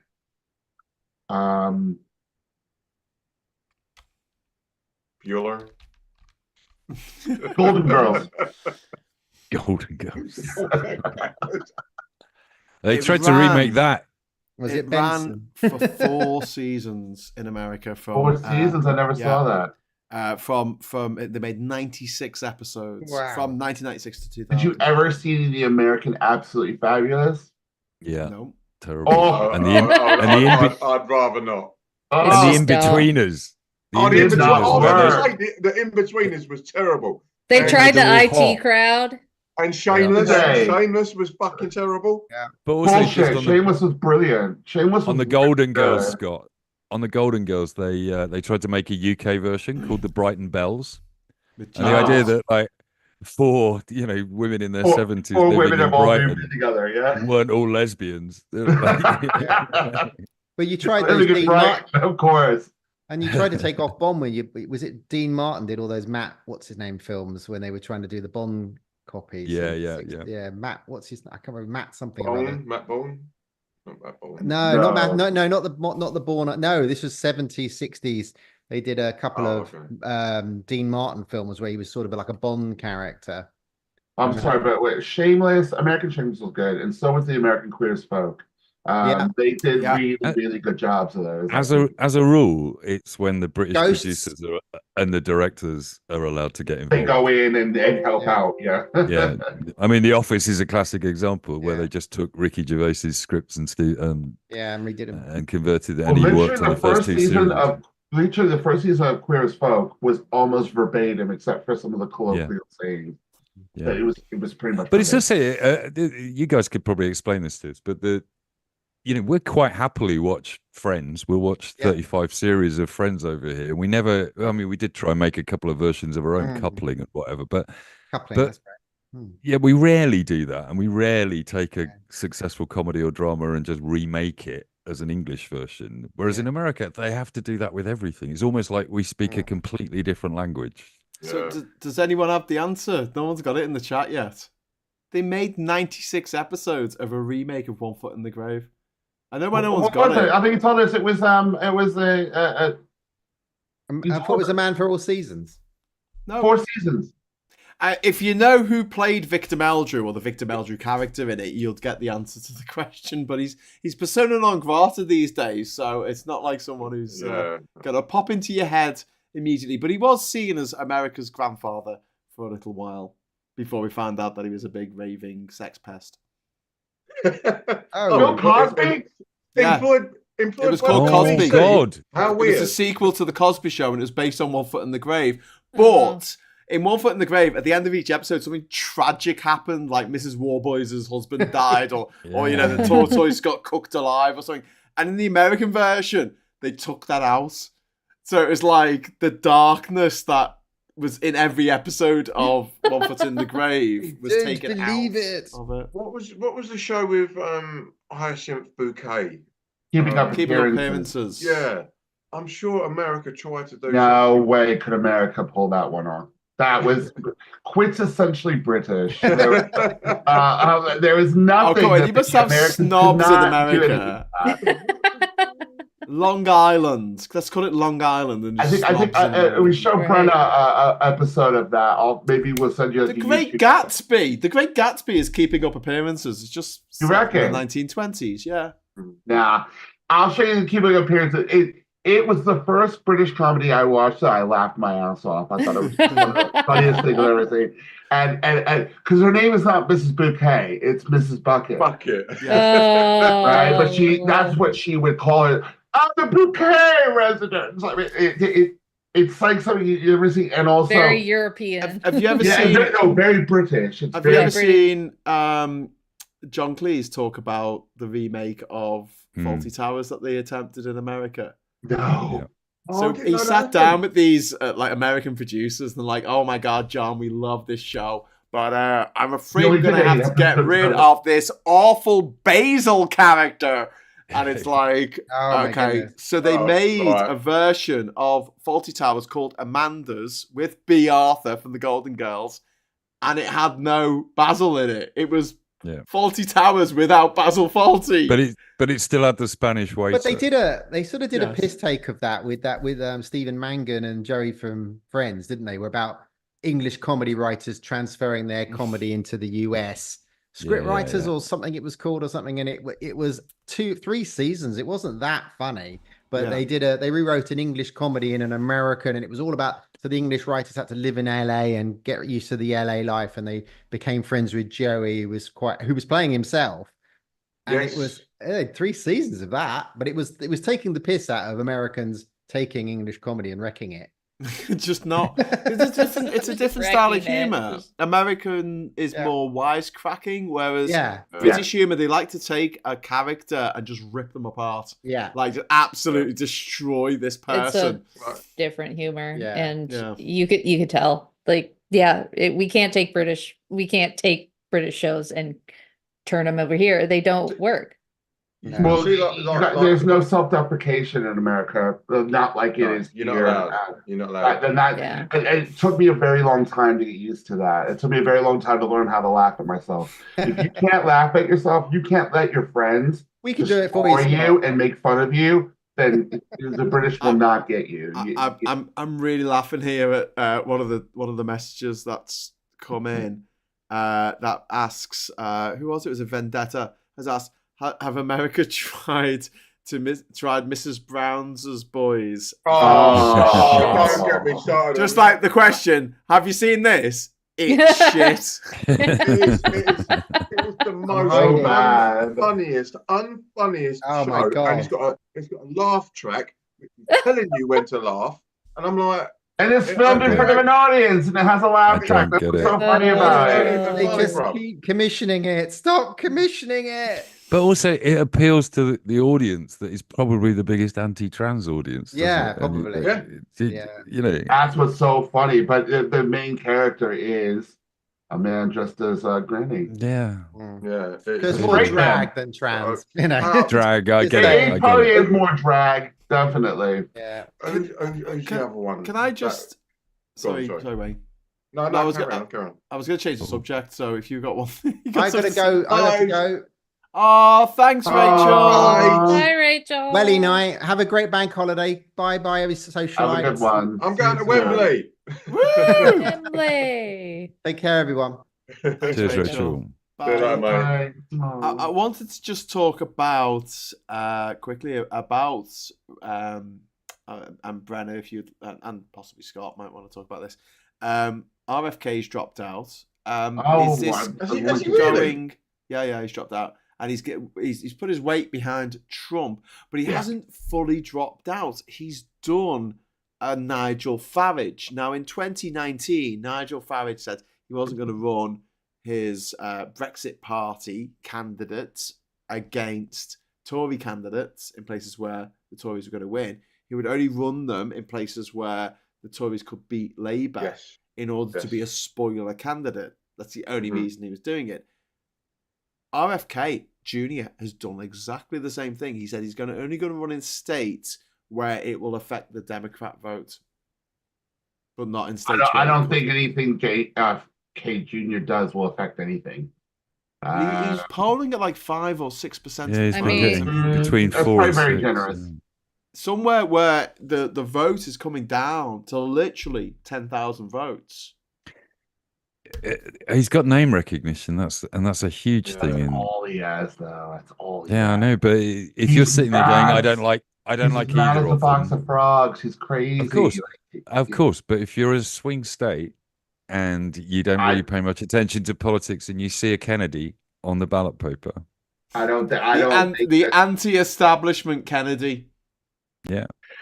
That's like being an anti-establishment Windsor. I think it's a joke. What do you think, Brennan? I don't think he's gonna be as big as a problem right now. I mean, if you look at the polling, I think like Harris is so far ahead right now of Trump, but I think obscurity is going to be the rest of his campaign, is just go obscurity. I don't think there's any case for him in those swing states to actually do anything unless they're ready to pump a lot of money into it. And it almost is like if he's telling some of his supporters, or if he's, favoring Trump, that money's going to go to Trump. Or if he actually gets sensible followers, they're not going to give that money to anybody. So I think obscurity. Yeah, I think also as well, the people that were voting for him were probably voting for him because he wasn't Trump, and that isn't going to work well with those people. So that's going to be even less people that he has supporting him. So they'll just drop out. They just won't vote. Yeah, and I think if they are going for no Trump, and they find out that RFK is actually going to do anything, then they're going to start doing the write-ins, the Nikki Haley's, the Ron DeSantis, whatever they want to write in, which is even worse for Trump, because that's people that don't even support you, that are, Republicans or independents or whatnot, and they're just not supporting you. And, they're not going to give money to these people. They're going to spend their money on the local candidates that are going to be doing their bidding way more than just Trump. Is Jill Stein on the ballot in any states? Yes. Because between her and RFK, they could steal that 2 or 3% that makes the difference in a marginal. Yes. That's her intention. She is massively. She's so far up Trump's arse, she can see the future. Yeah, and she's not a green candidate. She's an orange candidate, because she's doing the bidding of the she's a Russian candidate. Yes. Well, I know. Hey, listen, it's a disgrace. We don't want to get in any trouble, but where's RFK's money coming from as well? She shouldn't be allowed to call herself a green, in the same way that you're not allowed to call yourself a medical doctor if you're not a medical doctor, or a police officer. It's a crime to impersonate a police officer. I think it should be a crime to impersonate a green candidate, because she wants the world to end with Trump sitting on a big pile of money, laughing as he nukes the place. Yeah. Call me a cynic. These are Putin tactics, though. Back somebody that doesn't cost you a lot of money. No, but affect the marginals. I think they're both like sticks in the spokes of the wheel that could disrupt everything. It's not just about Trump winning in these states. It's also about making other candidates, especially liberal Democratic candidates, especially like the pro-Ukraine side of things. They want those people to be delegitimized, and so you just start throwing these random candidates at them to start attacking them and creating distrust, and that is a Putin tactic, where you want to put distrust in the people that are actually doing things. And Jill Stein, RFK Jr., Trump, these are all people that are doing exactly that. We've got some in the chat, some messages saying, Darian saying RFK Jr. is doing less than 3% at the moment. And Richard's saying, I don't think it matters. The way Harris is going, she could take states that the Dems haven't had since Obama in 2008, which would be wonderful. Questionable absurdity. Thank you very much for the super chat, mate. Mr. Fry once said that American comedians have the biggest ... in the room. I assume penis. Whereas British comedians lost their ... on the way to the stage. Maybe meant courage?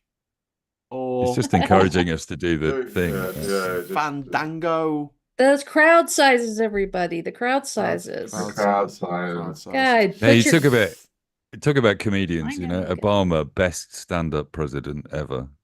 You know what? He embraced it. And he embraced the comedy. He embraced Key and Peele taking him. And I think that is why he is so beloved when it comes to those kind of his public appearances like that. He knows that he's a politician. He talks about his funny name. Yeah. You know, he talks, you know, he's funny, and he takes that weirdness with him and embraces it, which is different than what the Republicans are doing with the weird kind of label or the funny label or like that stuff, is that they can't handle it because they're all bullies, and bullies can't handle criticism.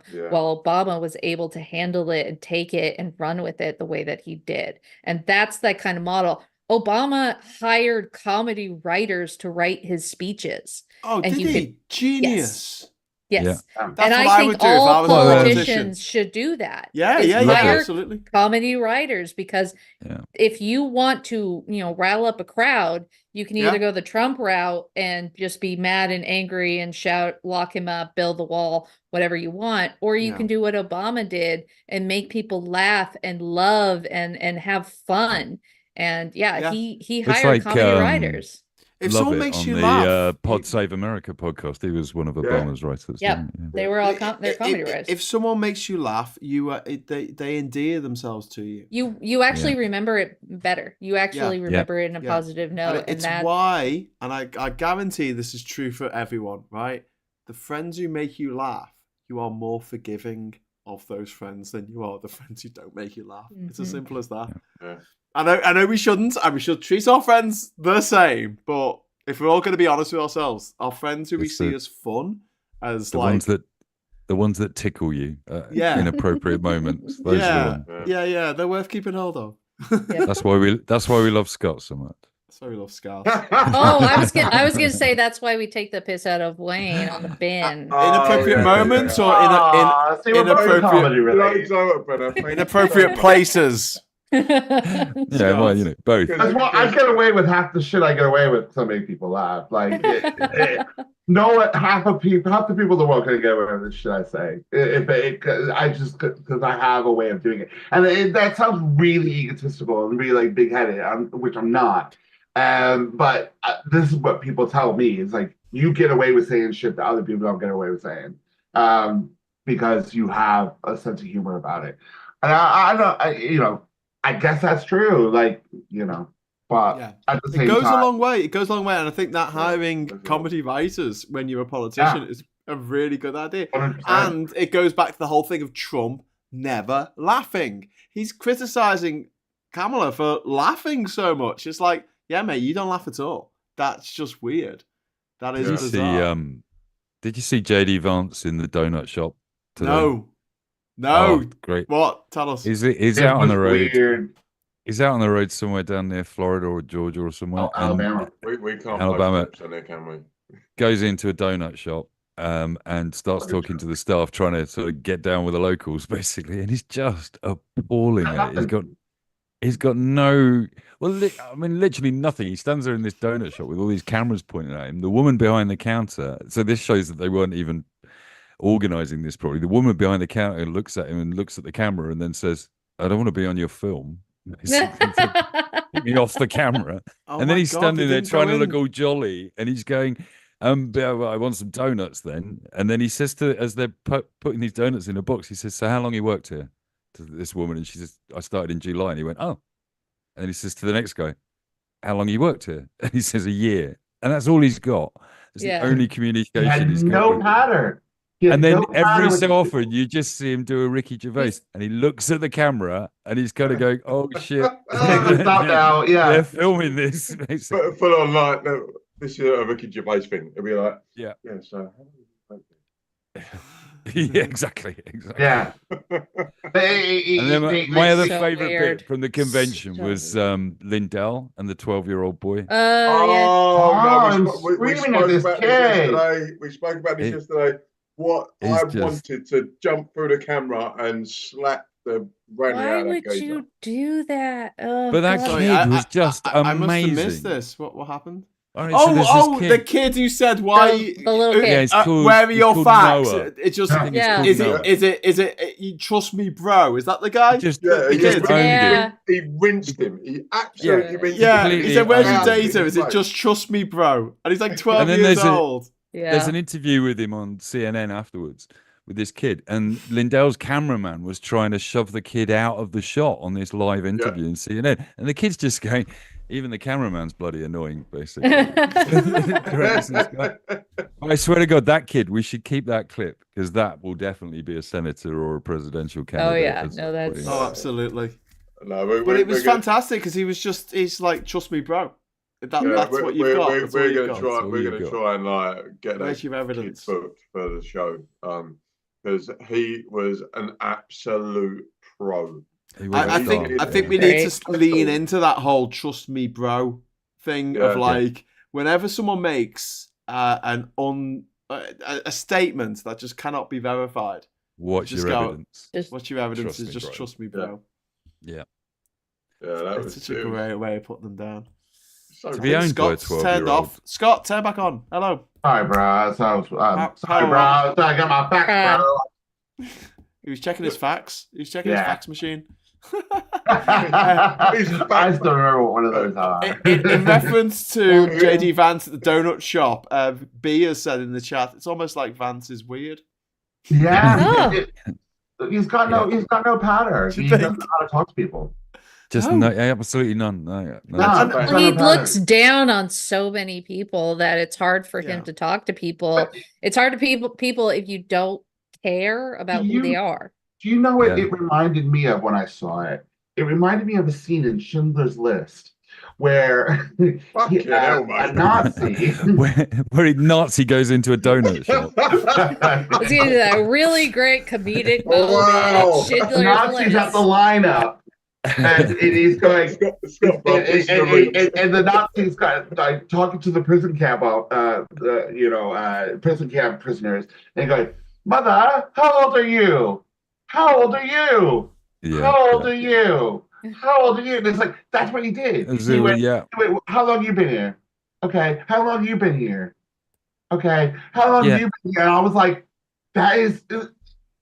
And all he had to do was ask better questions, didn't he? Like nobody's there to coach him on how to communicate with other people. But you know that they don't normally talk to service people. Like people who be at counters, they never have banter with them. They never make them laugh. I don't know how. And that is like the first rule of if any of you are thinking of traveling the world, be nice to everyone, and especially be nice to people who are working behind the counter. People. Because they can make your life a misery, or they can make it utterly joyous. It is in their power to do so. And so, why would you not want to help them? I tell you the thing that I think is happening in the States, and it's unusual for it to be copying us, or the same thing to be happening. But do you remember when everything that the Tories did during the campaign just went wrong, just backfired for them? And it just feels like that's what's happening to the GOP, because if you compare on the same day as that donut shop clip, Kamala talking about working in McDonald's to get through college. Yeah. So if you needed a demonstration of somebody that understands what it is to do a service job, Vance is sitting there going, "This must be the career peak for you working in a Dunkin' Donuts, basically." No, not just that, but you're talking to me. You're talking to me. So this got to be a highlight of your life. But the other good thing in there was the woman behind the counter had no idea who he was. Literally, he said he had to say to her quietly at one point. He went, "I'm actually running to be the vice president," basically, and she went, "Oh, fine." Okay. How nice for you to meet me. It's a pleasure for you to meet me, right? We got a couple of super chats come in. First of all, George asking, "Could Vance be closet gay?" Yes. Aren't we all a bit? Aren't we? Why is it Scott straight away jumps in? Honestly, get a couple of baby shams into any man, and they'll do what you want. He's into his soft furnishings. They're not fussy. That's a sign, Scott. He's into soft furnishings. Have you seen some of the women that men get with? They're not fussy. Just put a couple of drinks in them. And Quincy says, Quincy says, "Damn, you guys always give me some fun on a Friday night." So thank you for the super chat, and thanks for appreciating our fun. But yeah, there are a lot of people in the public eye who are very homophobic, very transphobic, and I just sort of think, "Oh mate, are you so far in the closet you're in Narnia?" Yeah, just try some coffee. Yeah, I mean it's an old trope, that one, but there's a ring of truth to it. I mean, obviously, I don't want to ever make fun of men that wear makeup, regardless of their sexuality, but he does wear a lot of makeup, and his, the drag that he did drag back in the past. He dressed up as a woman in the past. It was almost like his story is, I was gay until I decided to be straight. Right. You know what I mean? So I was converted. It's definitely a closet homosexual. Why do you think he was in a donut shop? It's like who was he likes a hole. That famous sort of conversion therapy doctor that then turned out to be gay. Pedophile? Yeah. Well, they're all pedophiles. They're all weirdo sexual deviants, because that if you that's the line of work you want to go into, there must be something sexually wrong with you to try to convince somebody to be something that they're not. And that's what all conversion therapy is. I mean, there's no news that the DNC crashed Grindr. Only the RNC, the Grindr just happened to crash, or in that, not even just in that area where they were. Yeah. But there's no news that, I mean, we could still be waiting for the news to come out. To be fair, the Democrats would kind of wear that as a badge of honor. They're like, look how diverse we are. Do you know what I mean? They wouldn't even have to use Grindr. They could just be open about it, because nobody gives a shit. What are you talking about? It's a gay news. Do you remember the Keith Vest story? Who was he turned out to be a washing machine salesman. Keith Vest, where he was pictured. He was a what salesman? A washing machine salesman. Oh. And it was pictured in the paper, sitting there in a bra. Right. Called himself something completely different. I'm like, this is a Tory pig. I think it's the suppressed sexuality that's always the issue. The Tory side and the GOP side, I guess, is the same thing. That you have to present this perfect Christian family lifestyle. Masculine. It's all about that masculinity. It's all about the alpha. If you deviate from that, there's something you can wake up one day and think, and you can imagine it's really frustrating for them in a lot of ways. They'll die of asphyxiation and shit like that. They'll never think I fancy men, and that's okay. That's okay. Yeah. I fancy this guy once, and I'm gonna go and sleep with him once, and I'm gonna go and then get married to a woman, and I got it out of my system. You have to have kids though. First. Oh yeah, you got to have kids first, and then you end up being caught with a young gentleman. It all comes back. It all comes back to the David Williams character from Little Britain. Yeah. Standing there with his wife. Standing there with his wife. Yeah. Making excuses. I didn't have relations with that 17-year-old male prostitute. And I was merely trying to retrieve something, and I fell over. We've got a couple of super chats. We've got Quincy, thank you very much. Me think Putin doth too much. Yes, I agree. I think he exists too much at the moment. And B, thank you very much for the super chats. I don't think I've ever sent a super chat on here before, and until recently, I've mostly lurked. Thank you for all the fun and whatnot. Thank you, B. It's Scott the whatnot. Scott, you're the whatnot. What's that? Personal thing for the whatnotting. Did I miss this when I was going to get my drink? What? What? No. We were thanked for the fun and whatnot. So I am a whatnot. I was assuming that you were my middle name. Scott Whatnot Williams. That is a fantastic middle name. That actually works. Great name. It does work. We could do that. This is the thing about this conversation. This is like us just being down the boozer, having a chat, having a laugh, and it's real. It's not like we're not. But when you're down the boozer, people don't throw super chat money at you, do they? So no. Actually, people buy me drinks, but that's different. You can buy me whatever you want. You can dance on the table or do a couple of magic tricks. You get some drinks. If I was down my local boozer and someone's overhearing our conversation and says, here's a fiver. Here's my opinion. Oh, mate, I love what you're saying. Yeah. I love what you say. It's so funny. I just want you to repeat something that I'm just going to tell you something and you have to repeat it. And I'll give you money for it. Again. It's great. Come on, we're embracing the technology of the age. This is it. I saw the best. It's very generous of the people that give them money, though. It's it is very generous. We do. Thank you, B. I do this for fun. Like, if I'm not out on a Friday night, I do this for fun. So you're like literally funding Graham's lifestyle for my fun. And it's really good because this is not Friday night for me. This is Friday afternoon. So I still have a Friday night to go to. You're the only one that can pretend to have a social life. Yeah, I go to bed. This is why Terry. This is actually most of my social life. Terry Christian, who's in our group, is in our politics social group on WhatsApp. He's not been on the show because he says he's either always busy on Friday nights because he's going out, or he doesn't want people to know he's not busy on a Friday night by coming on the show. So we're never getting Terry on a Friday night. Right. He's a celebrity, so it's kind of different. Right, full screen me right now. Why do I have to full screen you? Because I'm going to talk to Terry Christian directly. Okay, hang on. Right, go on. You're full screen. Right, Terry Christian, right? You're an absolute legend of TV and media and a great political speaker and orator.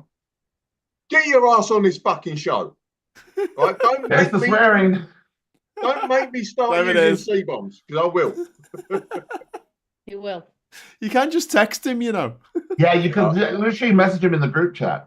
Fuck it, I'll do it on here. You could have saved yourself having to do that. Thank you very much to B. A small super chat for Wayne reminds me of my fam with accent but votes Tory. Oh, fuck off. You're never going to live that down. Why would you admit that? Oh my God. Well, it's like admitting you shit yourself in school. You'll never live it down. They'll never let you forget. Keep it down, deep down inside. Just learn how to do that. Just run out of the emergency exit, go home and have a shower and change your pants. No one will never know. Very close to dropping a C-bomb there.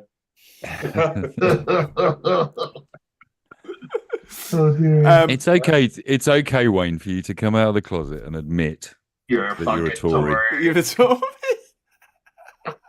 Right. You're all a bunch of every country. I'd rather be a homosexual than a Tory. Oh, well. Whoopsies. You win. I'd rather be anything than a Tory. I'd rather be. Well, no, there's some things I wouldn't want to be. No. I'm waiting. Nazi? Is it a Nazi? A Nazi, a pedophile. Same. But I mean, yeah, I'm not a fan of that either. Is there a difference? Yeah, we're supposed to spot the difference. No difference. There's a border, there's a thin line.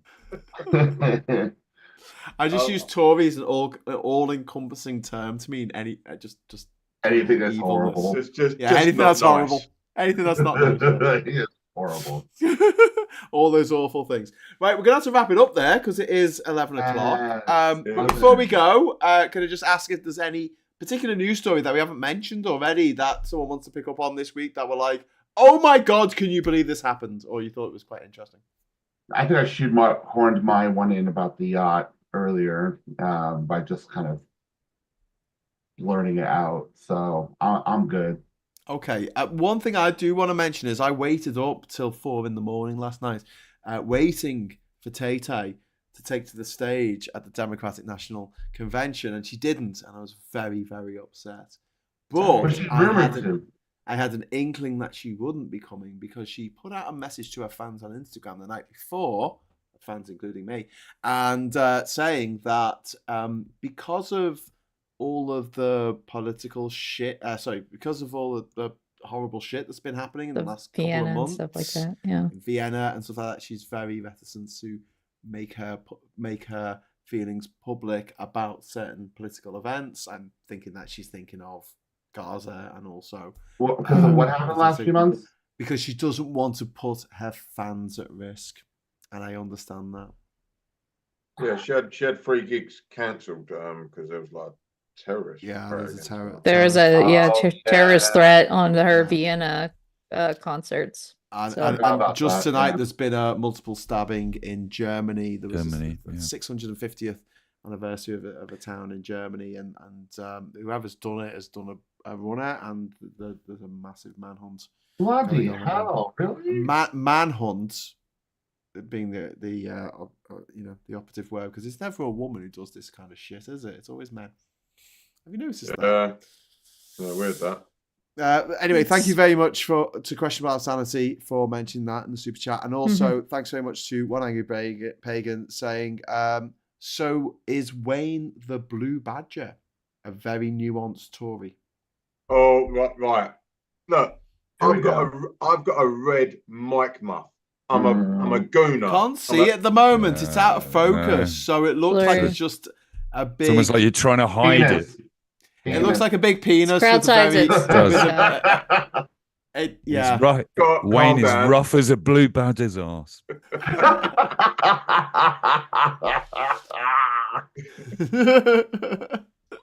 which is the roughest. Oh my god.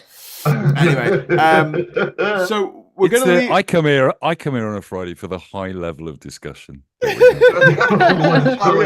intellectualism. The nuances of political. I still have a Friday night to go to, guys. You are so lucky. Mike, this is your Radio 4. Yeah, definitely. Come for the nuance, stay for the debauchery. Okay. I do want to say something before we go. Just a little mentioning, but like this is one of the things, like during like the roll call vote for the DNC night 2, after the roll call, so Kamala Harris waited until after that to come out in Milwaukee, where she and Tim Walz were having a rally. Now, the stadium in Milwaukee was where the RNC took place just, the last month before. And it was strategically where on one side you will see what was happening in Chicago, full stadium, cheering. And then in Milwaukee, full stadium, cheering. And there is no way that the Republicans could actually do something as grand as that, to have those kind of celebrations happening side by side. Milwaukee was where the Republicans were, and and when they were there, that stadium was not full. Yeah. When she was there, when Kamala Harris and Tim Walz was there, it was full, and the stadium in Chicago was full. Yeah. It was visually insane. I love that, and I love how much it irks Donald Trump, because he hates it. He keeps him up at night. It's brilliant. Small thing. Anyway, thank you so much for joining us. Thank you very much to Brenna and Mike and Wayne and Scott. Graham, before we go. He's not going to let me go, is he? I'm not going to let you go on this one. I just need a favour from all of you. Yeah. Now. It's my sister's birthday, so can we all wish my sister, Carol Ann, she's a year younger than me, a happy birthday. Happy birthday, Carol Ann. Happy birthday, Carol Ann. Happy birthday. Do we have to sing? Just remember, you're always going to be younger than Wayne. Yes. And also not a Tory. And not a Tory. I swear, Mike. I swear to God, I'm getting in a quadro right now. You are the better sibling, Caroline. You are the better sibling. Well done. Yes, well done, Caroline. The smart one. Are you happy now, Wayne? See what happens? Don't give us an inch. I'm going to wrap it up. I'm trying. You gave me coughing now. I'm about to go finish the show. Graham needs some tea, Stat. Yeah, I need some tea. You're in a bunch of every countries. Thanks very much, Brenna, Mike, Wayne, and Scott. And also thanks to Rachel Melia. And thank you watching this. Thanks to everyone who's been so lovely in the chat. And I had to get rid of 2 people in the chat in the whole 2 hours we've been online, which is fantastic. So thank you very much for being civil and not being horrible. And thanks very much to Super Chats, obviously. Give us a like on the way out. We'll be back on Monday morning at 9:30 with Morning Brew, which is going to be presented by Uncle Phil. We're switching around next week because Uncle Phil is getting married. So we're doing a switcheroo on the days Phil is doing Monday and Wednesday. I'm doing Tuesday, Thursday, and Friday. So watch out for that. And if you want to send Phil some wedding good luck, then feel free to do so in the chat on Monday morning. And one Angry Pagan, just one last super chat, says Frigg's blessing to Carol Ann. So there you go, you get Friggs. Thank you so much. And one lovely pagan. Should we just rename one Angry Pagan to just one lovely pagan? Because you're lovely, mate. You're lovely, so you can be lovely. Beautiful. Yeah. One lovely pagan. It would sound a bit arrogant if he gave himself that name, but if we give it to him, it's okay. It's not like making up your own nickname. Yeah. It's not like the Blue Badger, then. Which is never good. Oh yeah, I'm the fucking Wayne maker. Right, I'm gonna go now before Wayne demonetizes the channel forever. Thanks everyone, and I'll see you next week. And until then, I'll say hello, good evening, welcome, and goodbye. Bye.